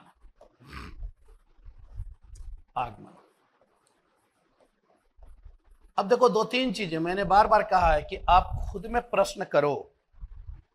पहला प्रश्न तो आपका यह होना चाहिए कि क्यों आए? क्यों आए? क्यों आए? आप खुद क्वेश्चन मार्क उठाओ कि आखिर ये यूरोपीय कंपनी क्यों आई? ठीक है, भारत में आपका उत्तर मिलेगा। फिर कैसे आए? कैसे आए? कैसे आए? ठीक है, कैसे आए? फिर किस लिए आए, मतलब क्यों आए, कैसे आए, इसके साथ साथ इनका आने का उद्देश्य क्या था। ठीक है, तो क्यों कैसे आप खुद से करो, क्वेश्चन करो कि भाई ये यूरोपीय कंपनियां क्यों आई, ये कैसे आ रहे हैं, स्थल मार्ग से आ रहे हैं, जल मार्ग से आ रहे हैं, वायु मार्ग से आ रहे हैं, कैसे आ रहे हैं। ठीक है, फिर आने के बाद क्या किए, आने के बाद क्या हुआ, आने के बाद क्या हुआ, आपको पता चल जाएगा सब कुछ। अब क्यों आए, तो यह तो स्पष्ट है कि ये क्यों आ रहे हैं, यह व्यापार के लिए आए, व्यापार के लिए आए। कैसे आए? ये समुद्री मार्ग से आए, समुद्री मार्ग से आए। आने के बाद क्या किए? तो आने के बाद आपसी प्रतिस्पर्धा किए। आपस में इनमें क्या हो रहा है? आपसी संघर्ष। क्योंकि जंगल में एक ही शेर हो सकता है ना? दो होंगे तो लड़ेंगे। किस लिए लड़ेंगे? अपने वर्चस्व के लिए। अब संघर्ष क्यों हो रहा है? वर्चस्व की लड़ाई है। भाई हर लोग चाहेगा ना कि सिर्फ मेरा ही दुकान चले, क्या पड़ोसी वाला ना चले, पड़ोसी चला जाए, यही होगा ना। एक जैसे मूवी आप लोग देखे होंगे गोविंदा का, साजन चले ससुराल, कुछ ऐसा था ना, है, जिसमें कादर खान था, होटल खोले हुए था, और एक तरफ गोविंदा। अब उसका होटल बहुत ज्यादा, ढाबा बहुत ज्यादा चलता था, तो इसने फिर क्या किया? इसने अपना पैटर्न बदल दिया, फिर इसके ढाबे पे लोग आने लगे। तो हर जगह प्रतिस्पर्धाएं चल रही हैं ना। तो यहां भी तो ये चाहेंगे कि भाई सभी व्यापारी हैं, सब व्यापार करने के लिए आए हैं। अब यहां पे फिर प्रश्न उठता है कि क्या भारत और यूरोप में पहले से क्या व्यापार नहीं होता था? क्या पहले से व्यापार होता था या नहीं? पहले से भी व्यापार होता था, प्राचीन काल से व्यापार रहा है। तो फिर वह व्यापार कौन करते थे? उस समय व्यापार कैसे होता था? क्या समुद्री मार्ग से नहीं होता था? लेकिन डायरेक्ट नहीं था। बीच में आपको था कि भाई डायरेक्ट भारत और यूरोप के बीच डायरेक्ट व्यापार का कोई अभी मार्ग नहीं खोजा गया था, नहीं खोजा गया था। जाते थे लोग, जैसे मान लो कि जो तुर्की व्यापारी थे, जो अरबियन व्यापारी थे, तो वे भारत से वस्तु को लेकर जाते थे, फिर अरब और तुर्की के माध्यम से वह स्थल मार्ग से फिर कहां पहुंचता था? यूरोप। अफ्रीकन व्यापारी भी थे, अफ्रीका तक आते थे, ठीक है। तो वो सब व्यापार चल रहा था। अब यहां पे सबसे बड़ी बात कि भाई समुद्री मार्ग से क्यों आए? क्यों आए? कैसे आए? तो समुद्री मार्ग से आए। अब समुद्री मार्ग से क्यों आए? व्यापार क्या पहले से चलता था? नहीं तो यानी पहले से व्यापार चलता था। समुद्री मार्ग से क्यों आए? यानी अब स्थलीय मार्ग से वे नहीं जा सकते थे, यानी पहले वे स्थलीय मार्ग से आते थे, व्यापार होता था। अब स्थलीय मार्ग से क्यों नहीं? तो उधर एक नए धर्म का उद्भव हुआ था, और वो धर्म अब काफी मजबूत हो चुका था, वह था इस्लाम धर्म। अब यहां आप देखते हो कि मध्य एशिया से जो इस्लाम धर्म का उद्भव हुआ, वो इस्लामिक साम्राज्य का प्रसार हो रहा है। और इस्लामिक साम्राज्य जैसे यूरोप में आप देखो कि यूरोप जो था ना, पहले ऐसे ये यूरोप था, पूरा ये बड़ा यूरोप, बहुत बड़ा यूरोप था, ठीक है। आज की तरह देश नहीं थे, यहां भी एक साम्राज्य था। पहले साम्राज्य ही होते थे ना। भारत में भी एक साम्राज्य था, उधर मध्य एशिया में भी साम्राज्य स्थापित है। तो यूरोप में एक साम्राज्य हुआ करता था जिसका नाम था रोमन साम्राज्य। लेकिन रोमन साम्राज्य विभाजित हो गया था जब भारत में गुप्त साम्राज्य था, तो उसी समय रोमन साम्राज्य भी विभाजित हुआ था, क्योंकि गुप्तों पर हुनों ने आक्रमण किया था और रोमन साम्राज्य पे बर्बर जर्मनों ने आक्रमण कर दिया था। इससे रोमन साम्राज्य विभाजित हुआ। तो अब रोमन साम्राज्य दो हो गया विभाजित होकर। एक कहलाया पूर्वी रोमन साम्राज्य, पूर्वी रोमन साम्राज्य, और एक कहलाया पश्चिमी रोमन साम्राज्य। अब यहां देखो, पश्चिमी रोमन साम्राज्य, पश्चिमी रोमन साम्राज्य, और यह क्या था? यह था पूर्वी रोमन साम्राज्य, पूर्वी रोमन साम्राज्य। अब यहां देखते हो कि पूर्वी रोमन साम्राज्य की जो राजधानी थी वह थी कुस्तनुतुनिया। राजधानी कहां है इसकी? इसकी राजधानी है कुस्तुनतुनिया। यह आधुनिक इस्तांबुल यानी तुर्की, यानी जो पूरा इराक, ईरान का जो क्षेत्र था, पहले किस साम्राज्य के अंतर्गत था? ये रोमन साम्राज्य के अंतर्गत हुआ करता था। इधर जो पश्चिमी रोमन साम्राज्य है, इसकी राजधानी कहां है? इसकी राजधानी है रोम, रोम, ठीक है, इटली, इसकी राजधानी रोम है। अब होता क्या है कि मध्य एशिया में बड़ा तेजी से राजनीतिक परिवर्तन हुआ और तुर्कों की सत्ता स्थापित हो गई।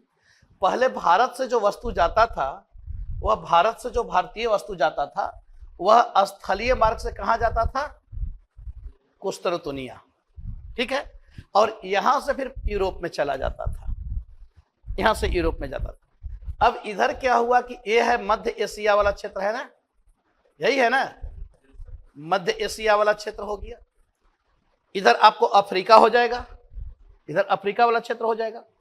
अब इधर आप देख रहे हो कि ये मध्य एशिया, इधर है आपको अफ्रीका, अफ्रीका, ये अफ्रीका का क्षेत्र है मान लो, ठीक है। अब इधर थोड़ा सा और ऊपर ही होगा। अब इधर आप देखते हो कि अब यहां पे मध्य एशिया में क्या हुआ कि एक मजबूत साम्राज्य स्थापित हुआ था, अरब साम्राज्य, अरब साम्राज्य, और उसका बड़ा प्रसार हुआ, बहुत तेजी से वो बढ़ा। पैगंबर मोहम्मद साहब के द्वारा एक नए धर्म को स्थापित किया गया था, इस्लाम धर्म। फिर उनके बाद खलीफाओं के समय में जो 4 उनके उत्तराधिकारी थे, जो खलीफा कहलाए, जिसमें आपको अबू बकर, उमर, उस्मान और अली, फिर इनके समय उसका काफी विस्तार हुआ। अब अफ्रीका के क्षेत्र तक ये फैल जाते हैं, इस्लामिक साम्राज्य स्थापित। इधर आपको, इधर भी वे बढ़ रहे हैं। अब बढ़ेंगे तो इन दोनों में लड़ाइयां होंगी या नहीं होंगी, इन दोनों में लड़ाइयां हुई। अब इसमें क्या हुआ कि जब लड़ाई होता है तो यह लड़ाई होता है 1453 ईस्वी में, बहुत सारे युद्ध हुआ था जिसे धर्म युद्ध कहा जाता था। इधर क्या थे, ईसाई, इधर क्या थे, इस्लाम धर्म के लोग। तो ईसाइयत और इस्लाम के बीच में युद्ध हो रहा है, लड़ाइयां लड़ी जा रही है, और लड़ाइयां लड़ी जा रही, तो इसमें हो क्या रहा है कि इस्लाम की जीत हो गई 1453 में। यहां पे कौन सा युद्ध चल रहा था, वह चल रहा था धर्म युद्ध।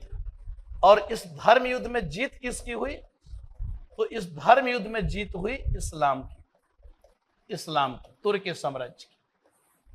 और यह 1453 में कुस्तुनतुनिया का हो गया पतन, और इस पर किसका अधिकार स्थापित हो गया, इस पर आपको इस्लामिक साम्राज्य स्थापित हो गया। अब इधर से अगर, चूंकि इधर अब यहां से जो ईसाई धर्म के जो लोग थे वे भागकर कहां चले जा रहे, तो बगल में था रोम, भागकर चले गए रोम में, इटली में, ठीक है। अब इटली में गए, चूंकि यह काफी समृद्ध क्षेत्र बहुत पहले से रहा था, व्यापारिक केंद्र रहा था। अच्छा, सभी धर्म के लोग होंगे, सभी, बहुत सारे कला का विकास हो चुका था, तो बहुत सारी तेजी से यह क्षेत्र काफी डेवलप हो चुका था। अभी यह क्षेत्र डेवलप नहीं था, यह क्षेत्र पिछड़ा हुआ क्षेत्र था, यह क्षेत्र काफी डेवलप हो चुका था, क्योंकि वह शहर बस गया था, नगर बस गए थे। लेकिन इस पर अब स्थापित कौन हो गए, इस पर इस्लाम धर्म के लोग स्थापित हो। अब इधर में क्या था कि पश्चिमी यूरोप में भारत की वस्तु की बहुत डिमांड थी, विशेषकर मसाला, मसाले की बहुत मांग थी। अच्छा, मसाले का बहुत पहले से चलाता था, और मसालों में भी काली मिर्च, चूंकि वह गर्म होता था, उसको यवन प्रिय कहा गया है। यवन प्रिय इसलिए क्योंकि वह यूनानियों को बड़ा प्रिय था। यवन किसे कहा जाता है, यूनानियों को, तो यूनानियों के प्रिय होने के कारण उसको यवन प्रिय कहा जाता था। अब इधर आप देख रहे हो कि अब यहाँ पे बहुत डिमांड है भारतीय वस्तु की, अब कैसे आए, अगर वे ऐसे जाते हैं लाने तो इनको क्या कर दिया जाएगा, धर्मांतरण, क्योंकि इस्लाम धर्म में एक धर्मांतरण भी था, जबरन धर्मांतरण पकड़कर। तो ऐसे में अगर वे इधर आते हैं तो उनको जबरन पकड़ कर धर्म परिवर्तन भी कराया जा सकता है, तो इसलिए वे बचना चाह रहे हैं। लेकिन इसकी डिमांड बहुत ज्यादा है भारतीय वस्तु की, बेचैन भी हैं। तो इसी में जो समुद्र का सबसे तटवर्ती क्षेत्र था वह था पुर्तगाल, बिल्कुल समुद्र के तट पर था। पुर्तगाल था, उसके साथ साथ हॉलैंड था, डेनमार्क था, ये सब एकदम समुद्र के तटवर्ती क्षेत्र हुआ करता था। स्पेन था, पुर्तगाल और स्पेन ये दोनों क्षेत्र थे। तो इधर आप देख रहे हो कि पुर्तगाल है, स्पेन है। अब ये लोग चाह रहे हैं कि भाई अब सबसे पहला जो पहल किया वह पुर्तगालियों ने किया, बड़ा हिम्मत उठाया, बोला पुर्तगालियों ने, चूंकि अब यहाँ पे क्या हो गया था कि पुनर्जागरण हो चुका था, प्रबोधन हो चुका था यूरोप में, अब नए नए आविष्कार होने लगे थे, बड़ा एक परिवर्तन आ चुका था। अब यूरोप धीरे धीरे प्रगति के पथ पर बढ़ रहा है, तर्क वर्क जन्म लेने लगा। तो यह हुआ कि भाई जब पूरा विश्व गोल है तो हम कहीं से भी चलेंगे तो हम पहुंच तो सकते ही हैं। तो इन लोगों ने क्या किया कि पुर्तगाली बड़ा हिम्मत उठाए, बोले कोई बात नहीं, इधर से तुम नहीं आने दे रहे हो ना, हम डायरेक्ट समुद्र के माध्यम से जाएंगे। लेकिन इतना आसान था नहीं। सबसे पहले एक व्यक्ति चलता है और उस व्यक्ति का नाम है Henry navigator. Henry navigator, navigator यह एक पुर्तगाली राजकुमार था। नेविगेटर कहा जाता है नाविक को, नाविक, नेविगेटर। हेनरी जो था वह पुर्तगाल का राजकुमार था। वह चला कहां से? पुर्तगाल से। और पुर्तगाल से चला कि मैं जाता हूं, खोज करता हूं, नए मार्ग तैयार करता हूं, और वह आता है। लेकिन आता है तो वह आता कहां है कि वह अफ्रीका का जो ऊपरी तट है, ये वाला पार्ट, तो यह यहां से चला तो ये अफ्रीका के उत्तरी तट तक ही पहुंच पाता है। अफ्रीका चूंकि दो है ना अफ्रीका, दो अफ्रीका है। उत्तरी अफ्रीका तो खैर एक ही है, अमेरिका दो हो गया, अफ्रीका। तो यह अफ्रीका के उत्तरी तट तक आ पाया, अभी उत्तर ऊपरी हिस्सा तक पहुंच पाता है। उसके बाद फिर इसको कुछ पता ही नहीं चला, फिर वापस घूम गया। चलो कम से कम एक मार्ग तो खोज लिया गया, एक नया मार्ग तो खोज लिया गया। जैसे अगर मैं आपको मानचित्र में, मैप में दिखाऊं, यहां पे खुलेगा क्या? मैप दिखाऊं, मैं मैप के माध्यम से समझा दूं। कहां से बेटा आना इधर?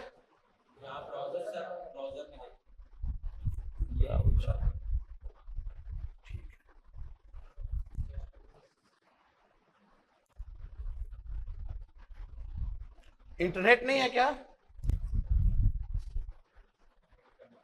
करो इसको जरा कनेक्ट।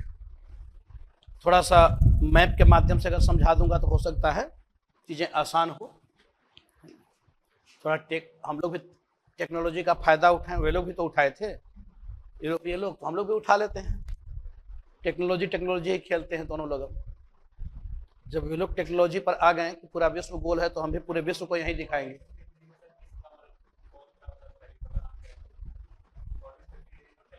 चौदह सौ 1353 बेटा खलीफा जो था ना, अभी खलीफा, ये सब बहुत खलीफा के युग के बाद की घटना है। ठीक है, तुर्की साम्राज्य समय हुआ करता है, ऑटोमन साम्राज्य, उस्मानी साम्राज्य, तुर्की साम्राज्य। ठीक है, वो था आपको मंगोल साम्राज्य था, और वो था उनका था कौन खां था, उसका दरबार बड़ा भव्य दरबार लगा करता था। अरे नहीं भाई, वो चंगेज खां का ही आगे उसका वंशज का था। क्या उसका नाम था? कुबलई खां। बहुत भव्य दरबार का आयोजन किया करता था। कुबलई खां का शासन था, वही तो लोगों ने देखा, भव्यता देखा। पश्चिमी यूरोप के लोग जब कुबलई खां के दरबार में वे लोग देखते हैं भव्यता, तब उनको लगा कि अरे बाहर की ऐसी भी दुनिया है। हम लोग तो कुपमंडुकता में जी रहे थे, क्योंकि यूरोप के लोगों को लगता था कि इसके बाहर का कोई दुनिया ही नहीं है। उनको बताया गया था उनके धर्म के द्वारा कि बस यही है, जो भी है यही है, इसके बाहर का कोई दुनिया नहीं है। तो लोग को यही लगता था, क्योंकि धर्म जो था, चर्च बहुत मजबूत हो चुका था, और जो पोप था, पोप ईश्वर के समान हो गया था। पोप जो कहता था लोग वही मानते थे। अगर पोप कह दिया कि ये जो लाइट है ये ईश्वर के प्रकाश से प्रकाशित हो रहा है, आप नहीं बोल सकते हो कि हम ईश्वर के प्रकाश को इस स्विच से बंद कर देंगे। इतनी हिम्मत नहीं थी। अगर पोप ने बोल दिया तो वो ईश्वर के प्रकाश से प्रकाशित है ना, कोई तर्क नहीं, कोई विज्ञान वहां पे नहीं। तो धर्म का ऐसा आतंक कायम हो चुका था। ठीक, अब यहां जैसे, हाँ यहां हम लोग देखें तो हम लोग क्या देख रहे थे, यानी ठीक है, हाँ यहां पे हम लोग को देखना है, यानी सबसे पहले हम लोग देख रहे हैं यूरोपियों का आगमन ना, 1453। ठीक है, 1453। अच्छा, 1453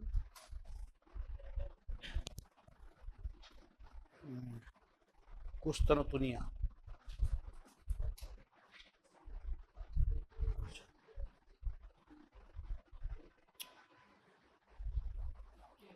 तो 1453 यूरोप मैप,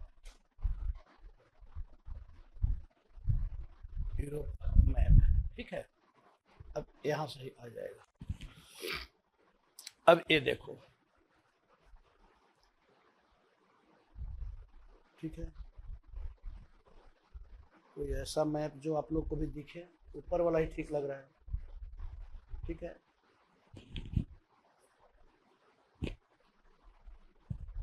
इसमें लेकिन पूरा नहीं आ रहा है अफ्रीका। वर्ल्ड मैप ही ना डाल दूं मैं? कोई है इसमें वर्ल्ड मैप दिख रहा हो? उसमें केवल यूरोप का ही दिखा रहा है ना। चलो वर्ल्ड मैप मैं डाल दे रहा हूँ, वर्ल्ड मैप, ठीक है, वर्ल्ड पॉलिटिकल मैप ना।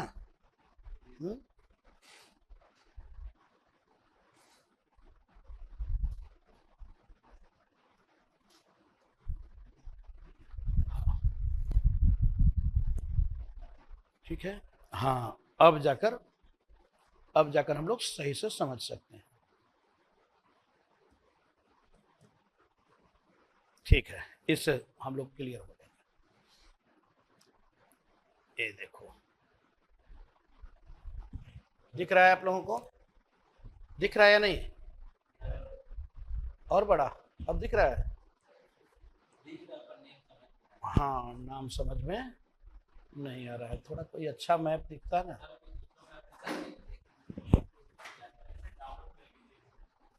एक मिनट रुक जाओ, कोई नहीं, दूसरा देख ले रहा हूँ, पीडीएफ।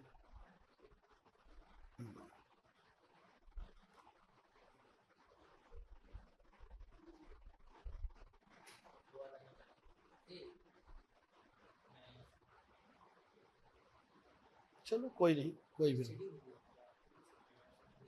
इसमें तो और भी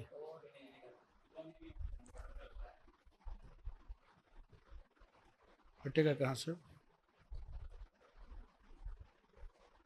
काटो से, हाँ,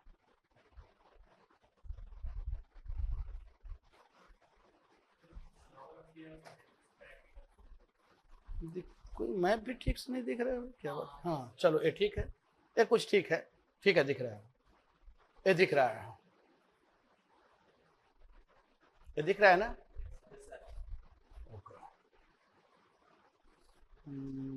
लीबिया है तो अफ्रीका का ही दिखा रहा है। हाँ यूरोप है, लेकिन यहाँ पे कंट्रियों का नाम नहीं लिखा है ना, लिखा है स्पेन है, पुर्तगाल है, चलो कोई बात नहीं, यही है, पुर्तगाल है, इधर स्पेन हो गया, ठीक है। अब जैसे यहाँ हम लोग देखते हैं, यहाँ पे, अच्छा चला गया, किधर चला गया वो? गायब हो गया क्या? किधर गया वो? हैं?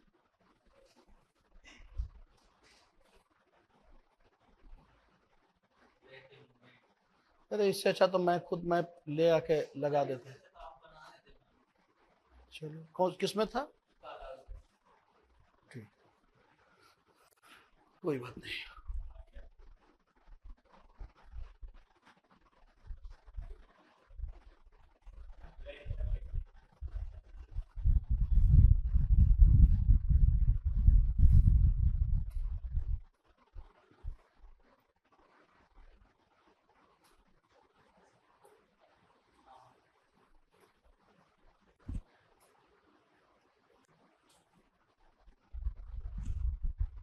ये दिख नहीं रहा है ना? दिख नहीं रहा है तो कोई नहीं, रुक तो जाओ, अरे अभी हो जाएगा ना, बहुत सारा मैप है, ऐसा थोड़ा।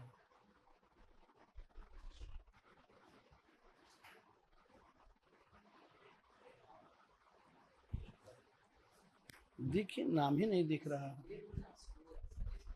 हाँ, नेट की वजह से भी हो रहा है, ये धीरे धीरे क्लियर होगा, हो सकता है, कोई नहीं। क्या हुआ? कहाँ पे? अच्छा, हाँ, ये तो था, तो इसमें तो दिख तो रहा है, ठीक है, यहीं से समझो। ये कैसे पेन इसमें से आएगा?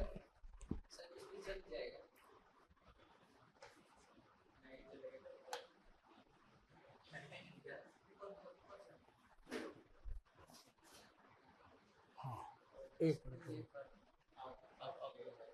अब हो जाएगा। नहीं भाई, इसको पहले लॉक करो।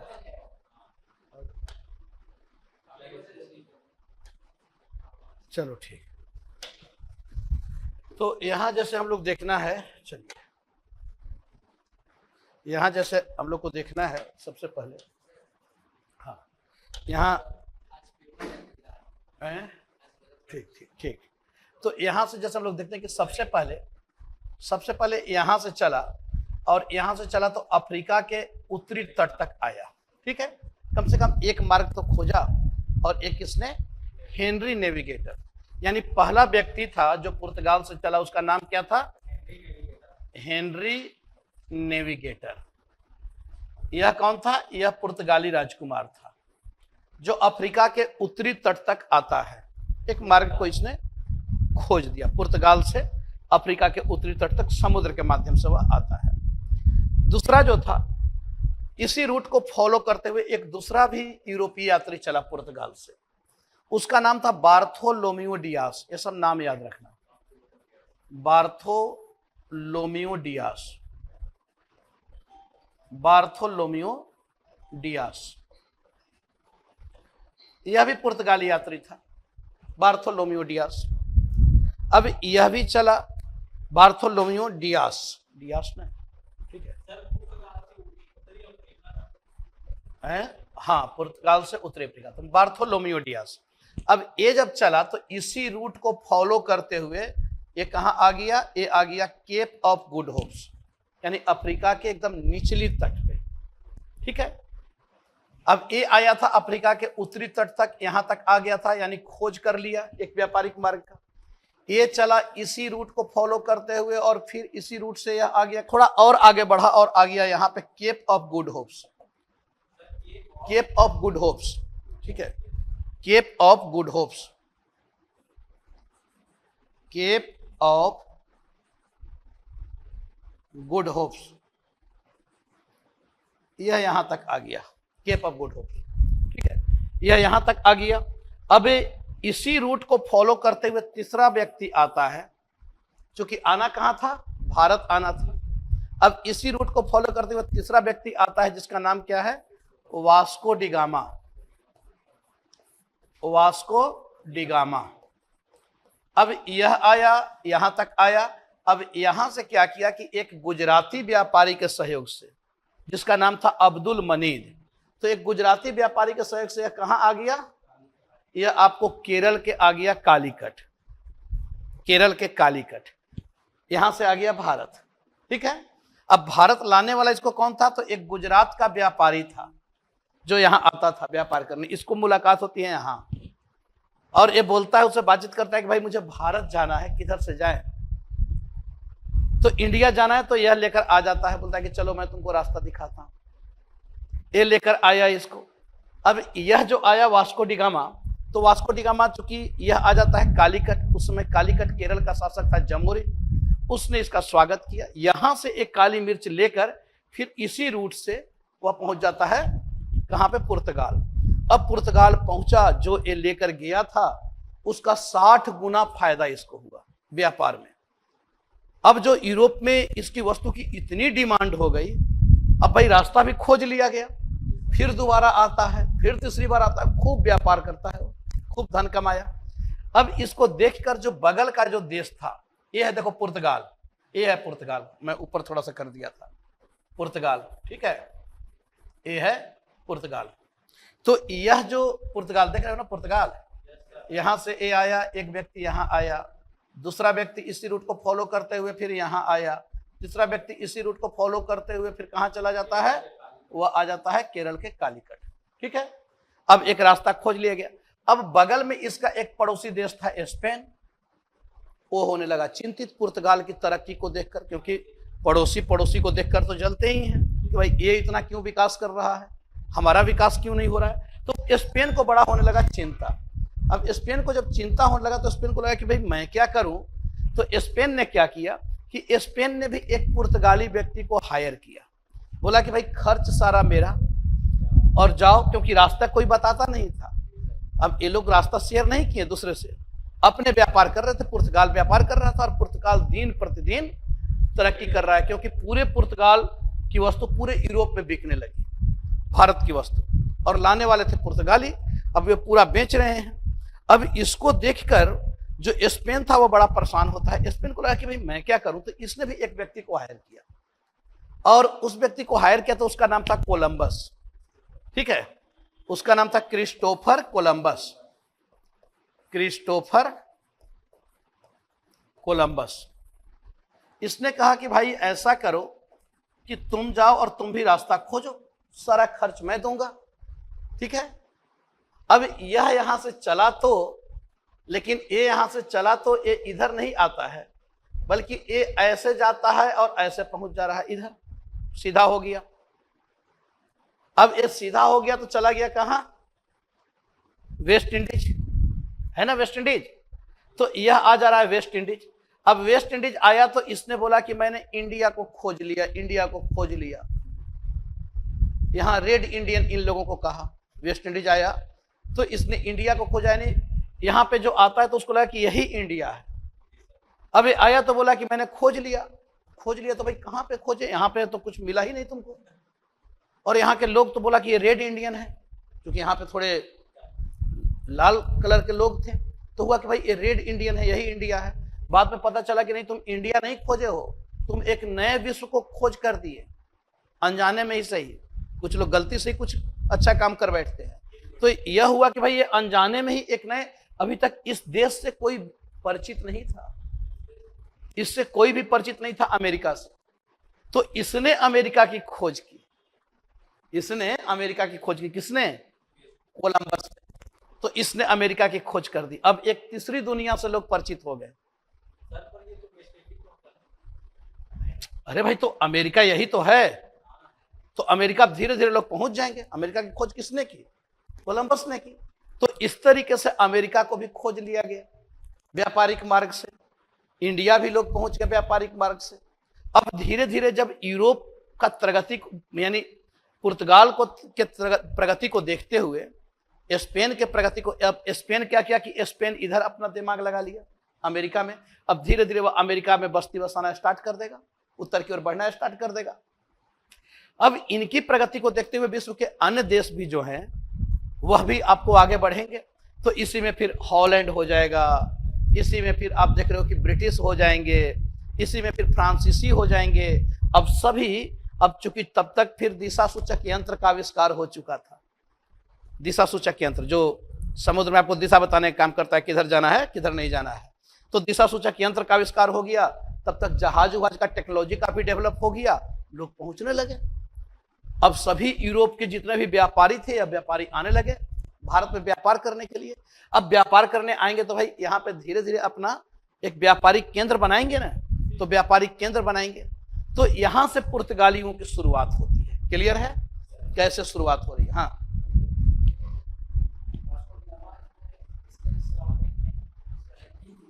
क्या थी? जमोरिन था। अच्छा, जो गुजराती व्यापारी था अब्दुल मनीद, अब्दुल मनीद गुजराती व्यापारी था।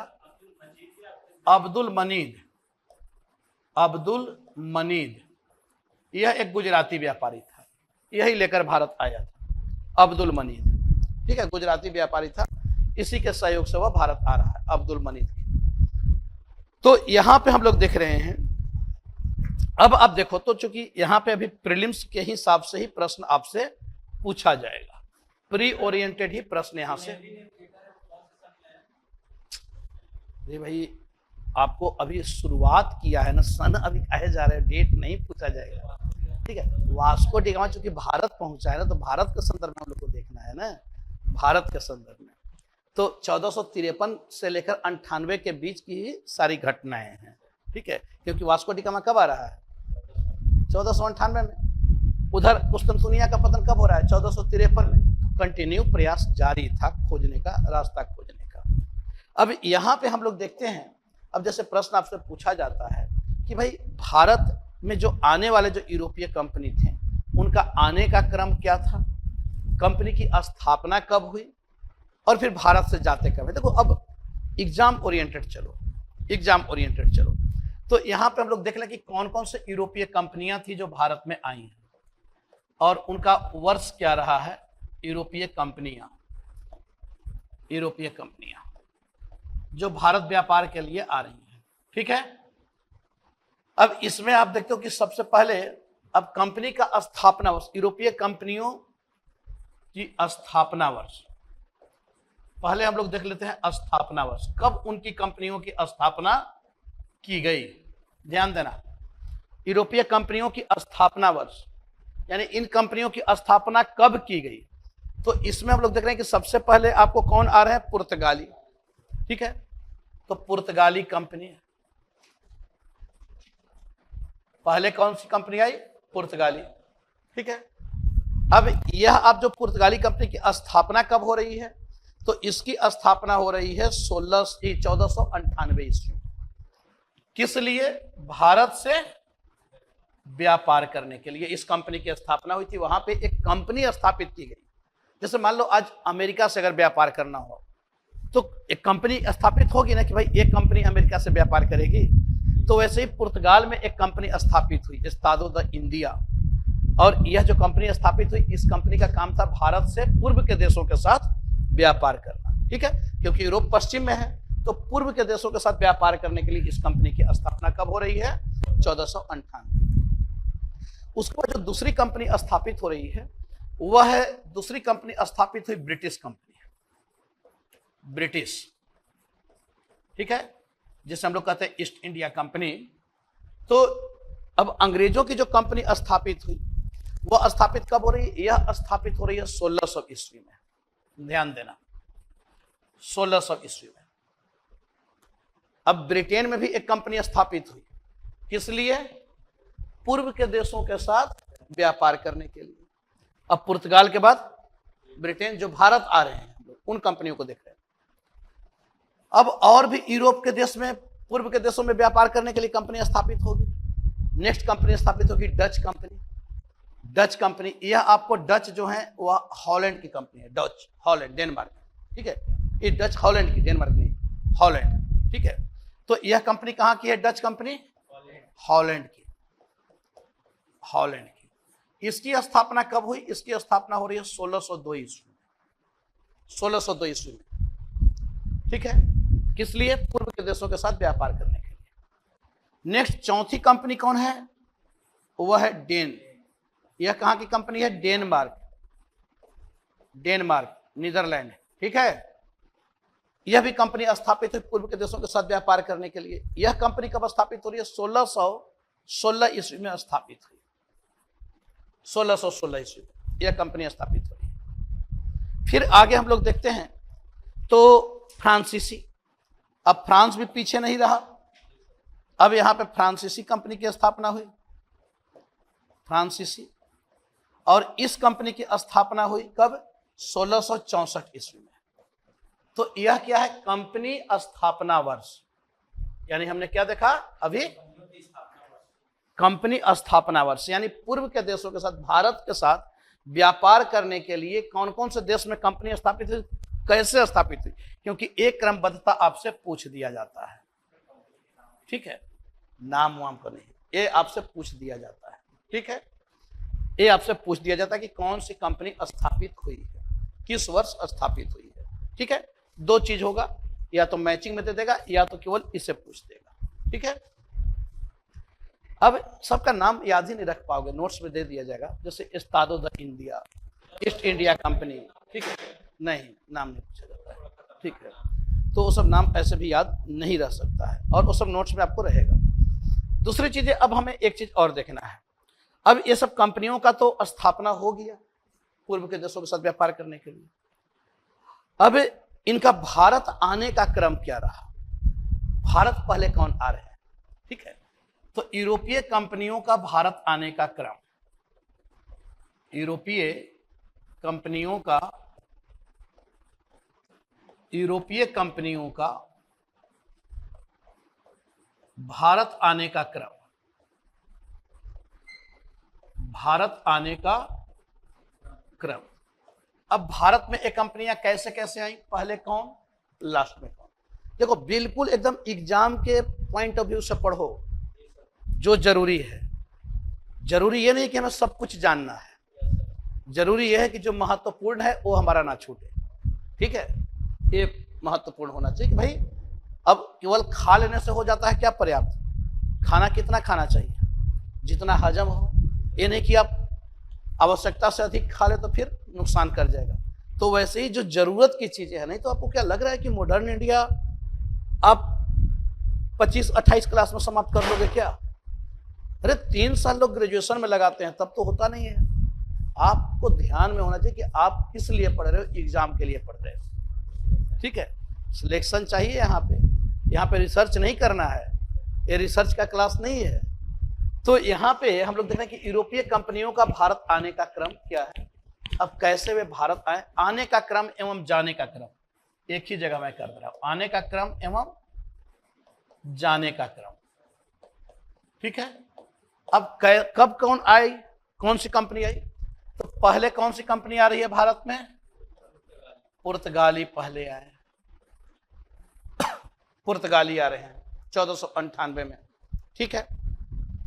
इसके बाद फिर कौन से कंपनी आ रही है भारत में, तो यह इनका आने का क्रम है।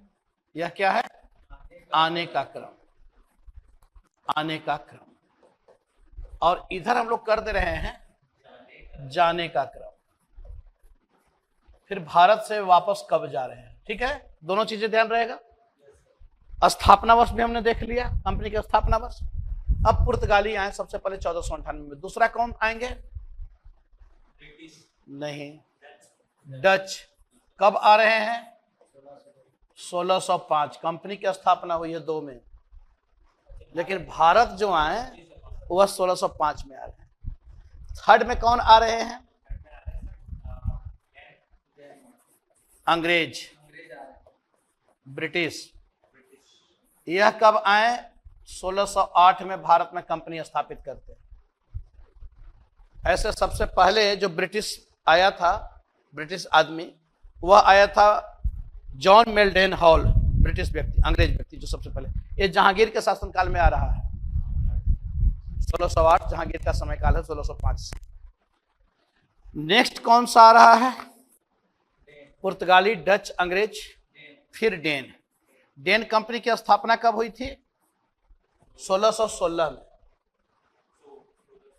और यह भारत में कब आई, 1620 में, ठीक है। उसके बाद पांचवा कौन सा है, फ्रांसीसी। याद रहेगा, कंपनी स्थापना वर्ष क्या क्या याद रखना है, कंपनी स्थापना वर्ष, फिर आने का क्रम। तो फ्रांसीसी यह कब, 1668, 64 में कंपनी की स्थापना हुई थी। भारत जो फ्रांसीसी पहुंच रहे हैं 68 में आ रहे हैं, ठीक है।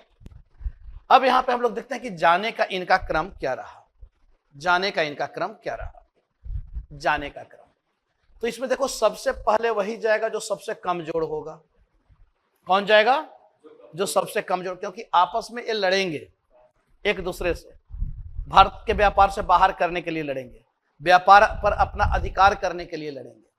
तो इसमें सबसे पहले जो जाने वाले हैं वह कौन है, जो सबसे कमजोर होगा, सबसे कमजोर वह है डेनमार्क वाले। अब सबसे पहले भारत से कौन जा रहे हैं, डेन। ये क्या किए कि अपना सब कुछ अंग्रेजों को बेच दिए और भारत से चल दिए, बोले कि भाई मुझे यहाँ पे नहीं रहना है। कब जाते हैं भाई, 1755 में वापस चले गए, फिर कभी नहीं आए।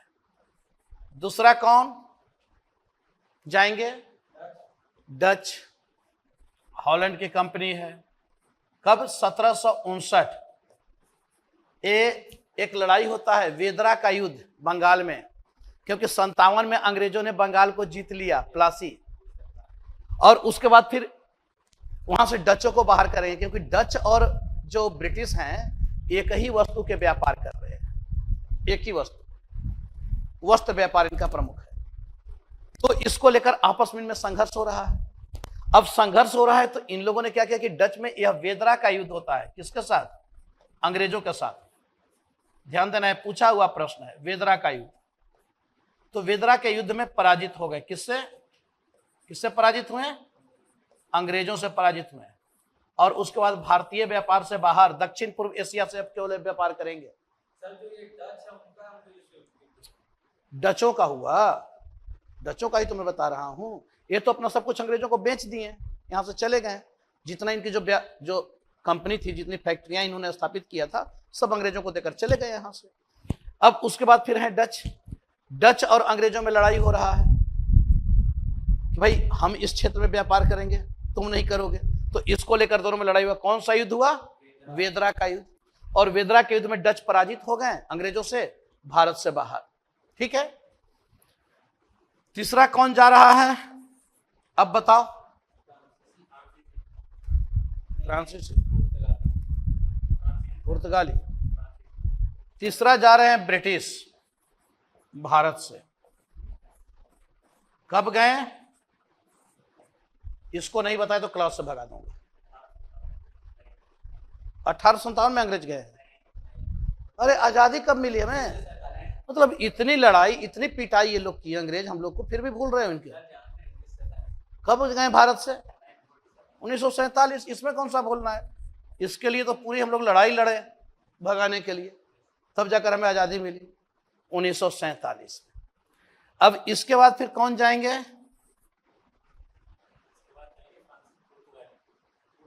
फ्रांसीसी। पुर्तगाली सबसे दुष्ट थे, सबसे पहले आए और सबसे बाद में जाएंगे। हाँ, तो फ्रांसीसी ये कब जा रहे हैं? इसके 7 साल बाद जाएंगे। कब? 54। याद रखना, 7 साल के बाद ये जा रहे हैं। ये तो भूलोगे नहीं, ये तो कम से कम हमेशा याद रहेगा। बाकी भूल जाओगे, ये भी नहीं भूल सकते हो, क्योंकि विद्रा का भी तो बार बार अभी चर्चा होगा। फ्रांसीसी 1954, 7 साल के बाद। फिर अब लास्ट में कौन बचे? जो सबसे पहले आए वह सबसे बाद में जाएंगे। अब इनके 7 साल के बाद ये जाएंगे। समझ लो कितने दुष्ट हैं, भारत से जाना ही नहीं चाह रहे हैं। और ये कब जा रहे हैं? 1961 में गोवा पर अधिकार होगा, गोवा को भारत साम्राज्य में मिलाया जाएगा। ठीक है, तो यह 1961 और यह इनके जाने का क्रम याद रहेगा। अब याद रहेगा सभी लोगों को कि कब आए कब गए। क्या ऑनलाइन आप लोगों को, सभी लोगों को याद रहेगा? तो इतनी चीजों को हम लोग को यहां पे ध्यान रखना है कि भाई कब आते हैं फिर कब जाते हैं, भारत से इनका जाने का क्रम क्या रहा, कंपनी की स्थापना कब हुई। अब एक आपसे पूछ दिया जाता है कि इन लोगों की जो प्रारंभिक फैक्ट्रियां हैं वह कहां स्थापित की गई थी। ठीक है, तो यूरोपीय कंपनियों की प्रारंभिक फैक्ट्रियां, यूरोपीय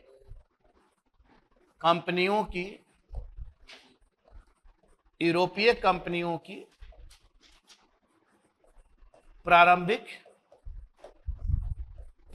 फैक्ट्रियां भारत में कहां स्थापित की जा रही है? यूरोपीय कंपनियों की प्रारंभिक फैक्ट्रियां भारत में कहां स्थापित की जा रही है? अब जैसे पुर्तगाली आए तो पुर्तगालियों की फैक्ट्री कहां स्थापित है? फैक्ट्री अभी मैं बताऊंगा कि फैक्ट्री क्या है, पहले लिख लो। तो पुर्तगालियों की फैक्ट्री कहां स्थापित की गई? सबसे पहले पुर्तगाली आते हैं तो सबसे पहले अपना कहां फैक्ट्री स्थापित करते हैं? तो कोचीन में सबसे पहली फैक्ट्री इनकी खुलती है। पहली फैक्ट्री कहां खुली? कोचीन। यह कब खुल रही है फैक्ट्री? 1503 ईस्वी में। ठीक है, यह पुर्तगालियों की पहली फैक्ट्री है। भारत, कोचीन कहाँ है? इंग्लैंड में है, भारत में ना। इसके साथ साथ दूसरी फैक्ट्री इनकी स्थापित हुई कन्नूर में। कन्नूर, ये सब दक्षिण भारत में स्थापित हो रहे हैं। एक कब स्थापित हुई? 1510 ईस्वी में। 1510 ईस्वी में। तीसरी फैक्ट्री इनकी स्थापित हुई गोवा। ठीक है, अब यह कब? 1505 में कन्नूर में स्थापित इन्होंने किया था। 1503 में यहां और 1505 में यहां और 1510 में गोवा, क्योंकि 1509 में गोवा को जीत लिया गया था।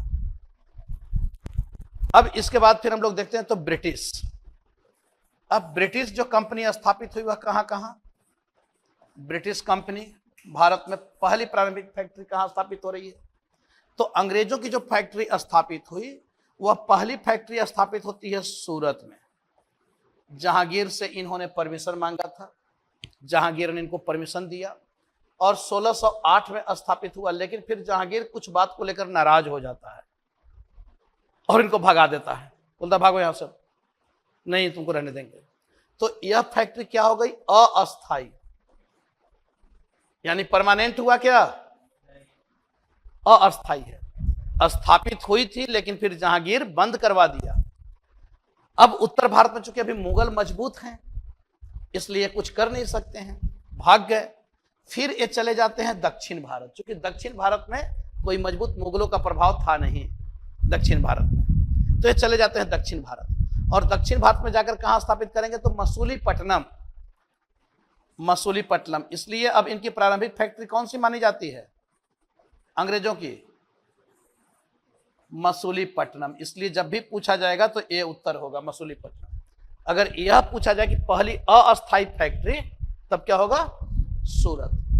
ठीक है, उसके बाद फिर से सूरत को इनको दिया जाता है, जहांगीर के द्वारा ही फैक्ट्री खोलने की अनुमति जहांगीर दे देता है। तो सूरत में 1613 ईस्वी में फिर अस्थायी होता है इनका, यानी अस्थायी फैक्ट्री। इसलिए पहली प्रारंभिक फैक्ट्री कहां मानी जाएगी, मसूलीपट्टनम। क्लियर है अंग्रेजों की। तो यह हम लोगों ने देखा अंग्रेजों की। अब जैसे देख ले आप डचों की, तो डचों की फैक्ट्री एक महत्वपूर्ण फैक्ट्री है, मसूलीपट्टनम में डच भी थे। तीसरा हम लोग देख लें, प्रारंभिक फैक्ट्री का मैं बात कर रहा हूं, डच। इन्होंने पहली फैक्ट्री कहां बनाई थी, मसूलीपट्टनम। लेकिन डच लोग किसको सब कुछ दे दिए थे, अंग्रेजों को सौंप दिए, भारत से चले गए बाहर, भारत से चले गए। और दहेज में कहे देगा, पुर्तगालियों दहेज में दिया था, पुर्तगाली लोग। ठीक है, तो यह आपको मसूलीपट्टनम कब स्थापित हो रहा है, 1605 ईस्वी में। बहुत दहेज की चिंता है तुमको, 1605 में। ठीक है, डचों की फैक्ट्री पहली कहां खोली गई, मसूलीपट्टनम। अंग्रेजों की पहली फैक्ट्री कहां खोली गई, पुर्तगालियों की पहली फैक्ट्री कहां खोली गई, कोची। तो पहली फैक्ट्री जरूर याद रखना बेटा। इसके बाद हम लोग देख रहे हैं डेनमार्क वालों को। अब डेनमार्क वालों की पहली फैक्ट्री कहां खोली जा रही है, डेनमार्क वालों की पहली फैक्ट्री कहां खोली जा रही है, इनकी पहली फैक्ट्री खोली जा रही है त्रावणकोर, तंजौर। ठीक है, तंजौर में 1620 ईस्वी में। तो डेनमार्क की पहली फैक्ट्री कहां खोली गई, त्रावणकोर। इसे ही क्या कहा जाता है, तंजौर। यानी सभी दक्षिण भारत में ही है ना तंजौर। कब खोली गई थी, 1620 ईस्वी में, डेनमार्क की। अब आते हैं फ्रांसीसी। फ्रांसीसियों की पहली फैक्ट्री कहां खोली गई, फ्रांसीसी पहली फैक्ट्री खोली गई सूरत। कब खोली गई, 1668। ठीक है, औरंगजेब के शासनकाल है। ठीक है, 1658 से। इसके बाद इनकी दूसरी फैक्ट्री कहां खोली गई, मसूलीपट्टनम, मसूलीपट्टनम। इनकी दूसरी फैक्ट्री खोली गई 1669 में, मसूलीपट्टनम। इनकी तीसरी फैक्ट्री कहां खोली गई, सेंट थॉमे, मद्रास। किला बनाया, सेंट थॉमे का किला है ना, सेंट थॉमे। यह कब, 1672। सेंट थॉमे यानी मद्रास, चेन्नई। सब दक्षिण भारत में यह स्थापित हो रहे हैं ना, सभी दक्षिण भारत में ही। तो इस प्रकार से इनकी फैक्ट्रियां स्थापित की जाती है, यह फैक्ट्रियां स्थापित की जा रही है भारत आने के बाद। अब देखो फैक्ट्री यह था क्या, जैसे हम लोग फैक्ट्री कह रहे हैं कि भाई फैक्ट्री क्या था। तो पहले तो एक चीज तो हम लोगों ने यह देख लिया कि भाई इस तरीके से भारत में फैक्ट्रियां स्थापित की जा रही हैं। अब यह फैक्ट्री स्थापित किया क्यों जा रहा था और यह फैक्ट्री था क्या। तो इन फैक्ट्रियों को अगर हम लोग देखते हैं कि जो ये फैक्ट्री जो स्थापित हो रही है, ये फैक्ट्री का मतलब क्या है। जैसे सबसे पहले फैक्ट्री स्थापना की शुरुआत किसने कर दी थी, पुर्तगालियों ने की थी, पुर्तगालियों ने। ऐसे सबसे पहले जो फैक्ट्री जो स्थापित हुआ था वह इटली में स्थापित किया गया था। पहली फैक्ट्री की स्थापना कहाँ की गई थी, इटली में, विश्व की पहली व्यापारिक फैक्ट्री। देखो फैक्ट्री क्या होता था, फैक्ट्री का मतलब क्या, इसे समझिए। फैक्ट्री का मतलब क्या। अब चूंकि ये सभी व्यापारी थे ना, ये सभी क्या थे, व्यापारी थे।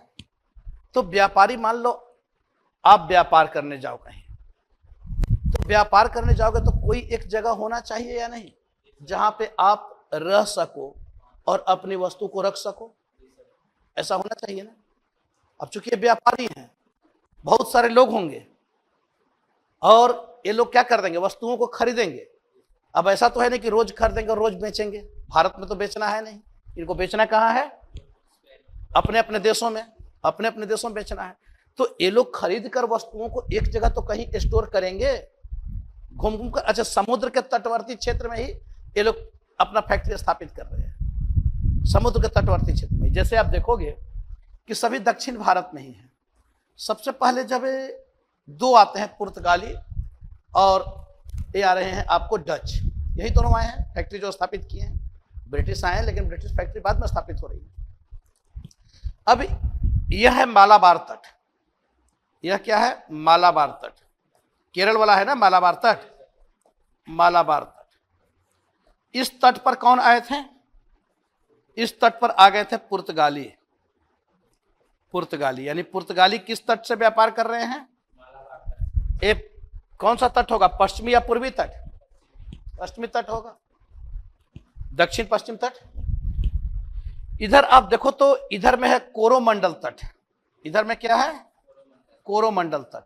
तट मतलब समुद्र का तटवर्ती क्षेत्र, किनारा, क्योंकि ये समुद्र तट में ही रहेंगे, ये अभी बाहर नहीं आएंगे। कोरोमंडल तट। यहां से व्यापार कौन कर रहे हैं? डच। ठीक है, डच सबसे पहले यही लोग आ रहे हैं। अब पुर्तगाली किस चीज का व्यापार कर रहे हैं? इनका व्यापार किस चीज का है? तो पुर्तगाली व्यापार कर रहे हैं मसाला का, काली मिर्च का। अब ये आपको मसाला व्यापार कर रहे हैं पुर्तगाली। मुख्य फोकस इनका किस व्यापार पर है? मसाला व्यापार। ये इधर मसाला, काली मिर्च, अभी वही चल रहा है। और भी कुछ कुछ ले जाएंगे, लेकिन मुख्य काली मिर्च। अब इधर जो है डच, ये मुख्य रूप से ये वस्त्र व्यापार। ये किस व्यापार से जुड़े हुए हैं? वस्त्र व्यापार से, सूती वस्त्र, ये इसका व्यापार कर रहे हैं। तो सर्वप्रथम इनका व्यापार वस्त्र व्यापार है। अब इसको लेकर चूंकि एक खरीद रहे हैं, ये भी खरीद रहे हैं, बाद में अन्य भी यूरोपीय लोग आएंगे, कंपनियां आएंगी। अब सब अपने अपने वस्तु खरीद रहे, तो इनको एक छोटा सा क्षेत्र चाहिए था या नहीं, जहां पे ये अपने वस्तु को रख सके। तो यह जो फैक्ट्री था, फैक्ट्री क्या था? फैक्ट्री का मतलब भंडार गृह। भंडार गृह, भंडार गृह समझ रहे हो? जहां पे ये अपने वस्तुओं को एक जगह स्टोर कर सके, भंडार कर सके। फैक्ट्री का मतलब क्या? निवास स्थल, जहां पे यह रह सके। अब फैक्ट्री का मतलब आधुनिक फैक्ट्री मतलब लगा लेना कि कारखाना और खाना स्थापित किए थे। फैक्ट्री का मतलब कि भाई जहां पे अपने वस्तुओं को रखते थे, जहां पे ये रहते थे, निवास स्थल। यह क्या था? यह एक प्रकार का व्यापारिक केंद्र, जो भी कह लो इसे, व्यापारिक केंद्र, जो भी आप कह लो, व्यापारिक केंद्र या बस्ती, बस्ती, जो भी आप कह लो। फैक्ट्री मतलब भंडारगृह या निवास स्थल, व्यापारिक केंद्र या बस्ती, दुर्ग, किले, कुछ भी कह लो। दुर्ग धीरे धीरे क्या किया जाएगा? उसको दुर्ग नुमा बनाया जाएगा। धीरे धीरे उसको क्या किया जाएगा? किला नुमा बनाया जाएगा। किला, सुरक्षा के लिए। यानी वे क्या करेंगे? तो बस्ती। अब बस्ती मतलब ये आखिर यहां पे उस क्षेत्र के शासक से ही मांगेंगे ना कि हमें कोई एक जगह दे दीजिए आप, जहां से कि हम लोग रह पाए। जैसे औरंगजेब से, जहांगीर से मांग रहे हैं अंग्रेज लोग। इधर वो जा रहा है, आपको पुर्तगाली आए तो कालीकट चले जाते हैं, वहां का शासक था जमोरिन। तो उससे वे लोग मांगे कि हमें कोई ऐसा जगह आप दे दीजिए जहां पे हम अपना सामान रख सके और जहां पे हम लोग रह सके और अपने सामान की सुरक्षा के लिए हम लोग अपना किला उला बना सके, जिसमें कि हमारे सैनिक, क्योंकि पता चला कि सामान रखा हुआ है, कोई लूट लिया तब, कोई छीन लिया तब। तो इसके लिए इनको किले की भी जरूरत थी कि भाई जहां भी हम लोग रहे वहां आसपास हम लोग खाई खोद दें, गहरी खाई, कि कोई हमारे ऊपर आ ना जाए, लूटपाट ना कर ले, और वहां पे हम अपने सैनिक रखेंगे। तो फैक्ट्री का मतलब भंडारगृह, निवास स्थल, व्यापारिक केंद्र, बस्ती, दुर्ग या किला।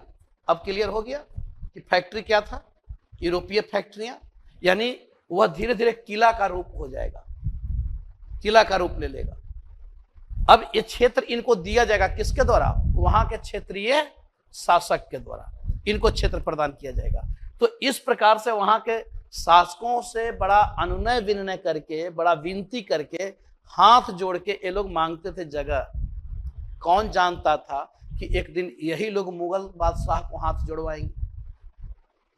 लास्ट में वही हो रहा है ना। आप देख लो बहादुर शाह जफर को क्या हो रहा है। बहादुर शाह द्वितीय वही कर रहा है ना। उसको बताओ कि उसके लिए लिखता है, अपने कब्र पे लिखवाता है कि मैं इतना बदनसीब बादशाह था कि हमें 2 गज जमीन तक नसीब नहीं हुई। हमें 2 गज जमीन तक, क्योंकि उसको कहां दफनाया जा रहा है, उसको कहां भेजा गया था, रंगून निर्वासित कर दिया गया था, देश से बाहर कर दिया गया था, और वहीं उसका कब्र बना दिया गया मरने के बाद। वही कहता है कि मैं इतना बदनसीब बादशाह हूं। बताओ, जो मुगल बादशाह के पास आकर ये लोग विनती करते थे, हाथ जोड़ते थे, और उसी को भगा दिए, समाप्त कर दिए उसको। तो यही समय चक्र होता है, यही हाँ, तो यही समय चक्र होता है। तो इस प्रकार से हम लोग देखें कि ये फैक्ट्री सभी अपना अपना अलग अलग क्षेत्र में ये क्या किए हैं, अपनी अपनी फैक्ट्रियां स्थापित किए। तो फैक्ट्री का मतलब समझ गए कि फैक्ट्री का मतलब क्या होता था। अब आपसे पूछा जाता है कि कौन ऐसा क्षेत्र था जहां पे सभी यूरोपीय कंपनियों की फैक्ट्रियां थी। भारत का कौन जहां पे सभी यूरोपीय कंपनियों की फैक्ट्रियां थी। तो यहां पे आप देखोगे, जैसे अब बंगाल का मैंने चर्चा की, भाई बंगाल एक ऐसा क्षेत्र है जहां सभी यूरोपीय कंपनियों की फैक्ट्री। तो बंगाल में फैक्ट्री किन की थी। बंगाल में फैक्ट्री, बंगाल में फैक्ट्री यानी बंगाल में किन की फैक्ट्री थी। कौन कौन से यूरोपीय कंपनी थे जिनकी फैक्ट्री बंगाल में थी। बंगाल में फैक्ट्री। अब कौन कौन से यूरोपीय कंपनी है जिनकी फैक्ट्री बंगाल में है। तो यहां पे हम लोग देख रहे हैं कि बंगाल में अगर फैक्ट्री में आप देखते हो तो सभी 5 देशों की फैक्ट्री बंगाल में थी। कहां कहां भाई। हुगली नाम सुने हो, सब समुद्र तटवर्ती क्षेत्र होगा। हुगली नाम सुने हो, हुगली, यहां भी फैक्ट्री थी। चिंसुरा नाम सुने हो, चिंसुरा सुन लो, नहीं सुने हो, अब सुन लिए, अब मत बोलना नहीं। चिंसुरा, ठीक है। अब हुगली में किसकी फैक्ट्री थी। पुर्तगालियों की। चिंसुरा में किसकी फैक्ट्री थी। डचों की। देखो डच भी है यहां पे। इसके साथ साथ श्रीरामपुर नाम सुने हो, श्रीरामपुर, श्रीरामपुर, श्रीरामपुर, इसे ही कहा जाता है श्रीरामपुर या श्री रामपुर, अब इसको कहा जाता है। यह भी बंगाल में जगह है। और यहां पे किन की फैक्ट्री थी। डेनमार्क वालों की, डेन फैक्ट्री, डेन लोग यहां पे फैक्ट्री स्थापित किए। इसके साथ साथ फोर्ट विलियम तो नाम सुने होंगे। फोर्ट विलियम, इसे ही कहा जाता है आधुनिक कलकत्ता। फोर्ट विलियम, कलकत्ता, ठीक है, आज यही कलकत्ता के नाम से जाना जाता है, फोर्ट विलियम। इसका संस्थापक था जॉब चॉर्नॉक, जॉब चॉर्नॉक, कलकत्ता का संस्थापक। अब यहां पे किसकी फैक्ट्री थी। अब ये तो बता दो, इतना दुखी मत किया करो। फोर्ट विलियम किसकी कंपनी थी। अरे अंग्रेजों की ना। फोर्ट विलियम सिराजुद्दौला के साथ यही तो लड़ रहे हैं प्लासी का युद्ध। तो यहां पे किसकी फैक्ट्री है। अंग्रेजों की। एक और बस्ती है चंद्रनगर बस्ती, बंगाल में ही। यहां पे कौन थे। फ्रांसीसी। तो बंगाल एक ऐसा क्षेत्र था जहां पे सभी यूरोपीय व्यापारियों की अपनी फैक्ट्री थी, बस्ती थी। क्लियर है। तो बंगाल में सभी लोग रहे, बंगाल में सभी लोग रहे, सभी की फैक्ट्री है। पुर्तगालियों की भी है, डचों की भी है, डेनमार्क वालों की भी है, अंग्रेजों की भी है और फ्रांसीसियों की भी है। बंगाल एक ऐसा क्षेत्र था जहां पे सभी व्यापारियों की व्यापारिक फैक्ट्रियां यहां पे होती थी, ठीक है। हाँ भाई, बंगाल एक बड़ा क्षेत्र था ना उस समय। बंगाल में बंगाल, बिहार, उड़ीसा, और चूंकि ये जो क्षेत्र था ये गंगा घाटी का क्षेत्र था, गंगा घाटी का क्षेत्र था, सर्वाधिक उत्पादन होगा ना। यहाँ से कच्चा माल भी प्राप्त हो जाता था, बहुत सारी चीजें प्राप्त हो जाती थी। तो इसलिए बंगाल में सबके व्यापारिक फैक्ट्री थी। अब चूंकि आप बिहार में समुद्र तो है नहीं कि आप समुद्र में चले जाओगे, उड़ीसा भी भाई समुद्र तटवर्ती है, लेकिन पूरा उड़ीसा तो है नहीं। अब इसके लिए था कि भाई एक बड़े क्षेत्र से वस्तुओं को लेकर वे कहाँ, बंगाल में। तो बंगाल सब अपना अपना फैक्ट्री, सब अपना अपना बस्ती, सब अपना व्यापारिक केंद्र स्थापित किए हुए थे कि उन क्षेत्रों से घूम घूम कर जो भी व्यापार हो या जो भी लोग होते थे तो उनको यहाँ पे आकर बेच देते थे, अपनी वस्तुओं को दे देते थे। तो यह बंगाल एक महत्वपूर्ण क्षेत्र था, यानी बंगाल में सबकी फैक्ट्री थी। हुगली, चिंसूरा, श्रीरामपुर, फोर्ट विलियम और चंद्रनगर, इन सभी में सबकी फैक्ट्रियां यहाँ पे स्थापित थी। तो यह हम लोगों को यहाँ पे बंगाल के विषय में देखना था। अब जो हम लोग को देखना है, अब स्टार्ट करेंगे कि भाई सबसे पहले कौन आए थे। तो सबसे पहले आने वाले थे पुर्तगाली। फिर पुर्तगाली आते हैं, पुर्तगाली किस तरीके से फैक्ट्री स्थापित करते हैं, फिर किस तरीके से इनका व्यापार होता है। तो इन सारी चीजों को हम लोगों को यहाँ पे अब देखना है और उसको हम लोग अगली क्लास में स्टार्ट करेंगे। ठीक है, कोई दिक्कत? तो उसको हम लोग अगली क्लास से उसको स्टार्ट करेंगे। कुछ समझ में आया? समझी? श्योर? चलो तुम लोग भाई समझ में आया? हैं? समझ में आया? हैं? तो इसको अच्छे से पढ़ना है। अच्छा है बेटा?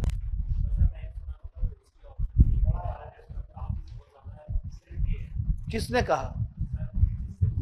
तो ये सब लेंदी है तब क्यों पढ़ रहा है?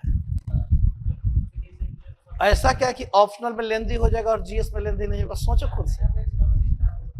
ऑप्शनल का बेटा अभी टाइम लगेगा 4-5-10 दिन।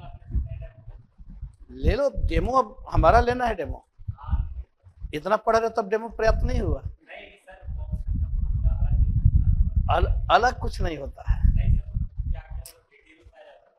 डिटेल्स में थोड़ा सा बताया जाएगा। मान लो अब, हाँ बिल्कुल लिखा जाएगा बेटा। बेटा कंफ्यूजन इसमें क्या रखना है, हिस्ट्री चूंकि सबको पढ़ना है, बाकी कोई भी सब्जेक्ट रखोगे तो तुम अलग से पढ़ना होगा और किसी से पूछा नहीं जाता है। अपने ऊपर विश्वास रखो, दूसरा कोई क्या बताएगा, कोई दोस्त क्या बता देगा, है ना। सब लोग अपने अकॉर्डिंग बताएंगे ना। देखो किसी का कोई सब्जेक्ट ठीक होगा, किसी का कोई सब्जेक्ट ठीक होगा, ऐसा कोई जरूरी नहीं है। नहीं नहीं नहीं, ऐसा कोई जरूरी नहीं है, ऐसा कोई जरूरी नहीं है। हिस्ट्री देखो, आप कहीं भी अगर हिस्ट्री मान लो, अब हिस्ट्री के साथ क्या है कि हिस्ट्री मैंने आपने मान लो पढ़ा, तो हिस्ट्री पढ़ा तो भाई उसका फायदा इधर फिर मिल जाएगा, इधर पढ़े तो उधर मिल जाएगा। तो हिस्ट्री का एक फायदा है। देखो बहुत सारी चीजें देखनी चाहिए। जैसे सबसे पहले देखना चाहिए कि भाई ऑप्शनल में आपका इंटरेस्ट, ठीक है। दूसरा आपको देखना है कि कोई ऐसा सब्जेक्ट हो जो आपके जीएस से मैच कर रहा हो, जो आपको एक्स्ट्रा ना पढ़ना पड़े, अलग से कुछ ना पढ़ना पड़े। अलग क्यों हम वैसे चीजों को पढ़ेंगे भाई। तीसरी चीज ये देखना है कि उसका लाभ क्या हमारा है, कहाँ कहाँ पे कौन कौन सब्जेक्ट में उसका लाभ मिल रहा है, जीएस के और कौन कौन से पेपर में हमारा हेल्प हो रहा है, ठीक है। चौथा देख रहा है कि उसका बुक्स नोट्स इजीली अवेलेबल है या नहीं।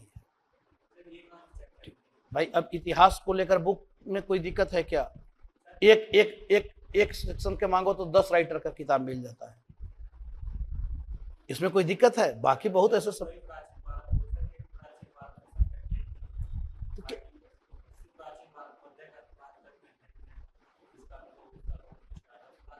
कंटेंट के पीछे मत पड़ो ना बेटा। पढ़ने के लिए कोई भी एक बुक उठाओ, बाकी बुक से ऑप्शनल नहीं हो सकता है। केवल बुक से ऑप्शनल, नोट से भी नहीं, जब तक क्लास में अपना ही समझेगा। हाँ, जैसे जो करवाया जाएगा वो पर्याप्त होगा, जो क्लास में करवाया जाएगा वो पर्याप्त होगा, उसके बाद कुछ जरूरत नहीं पड़ेगा।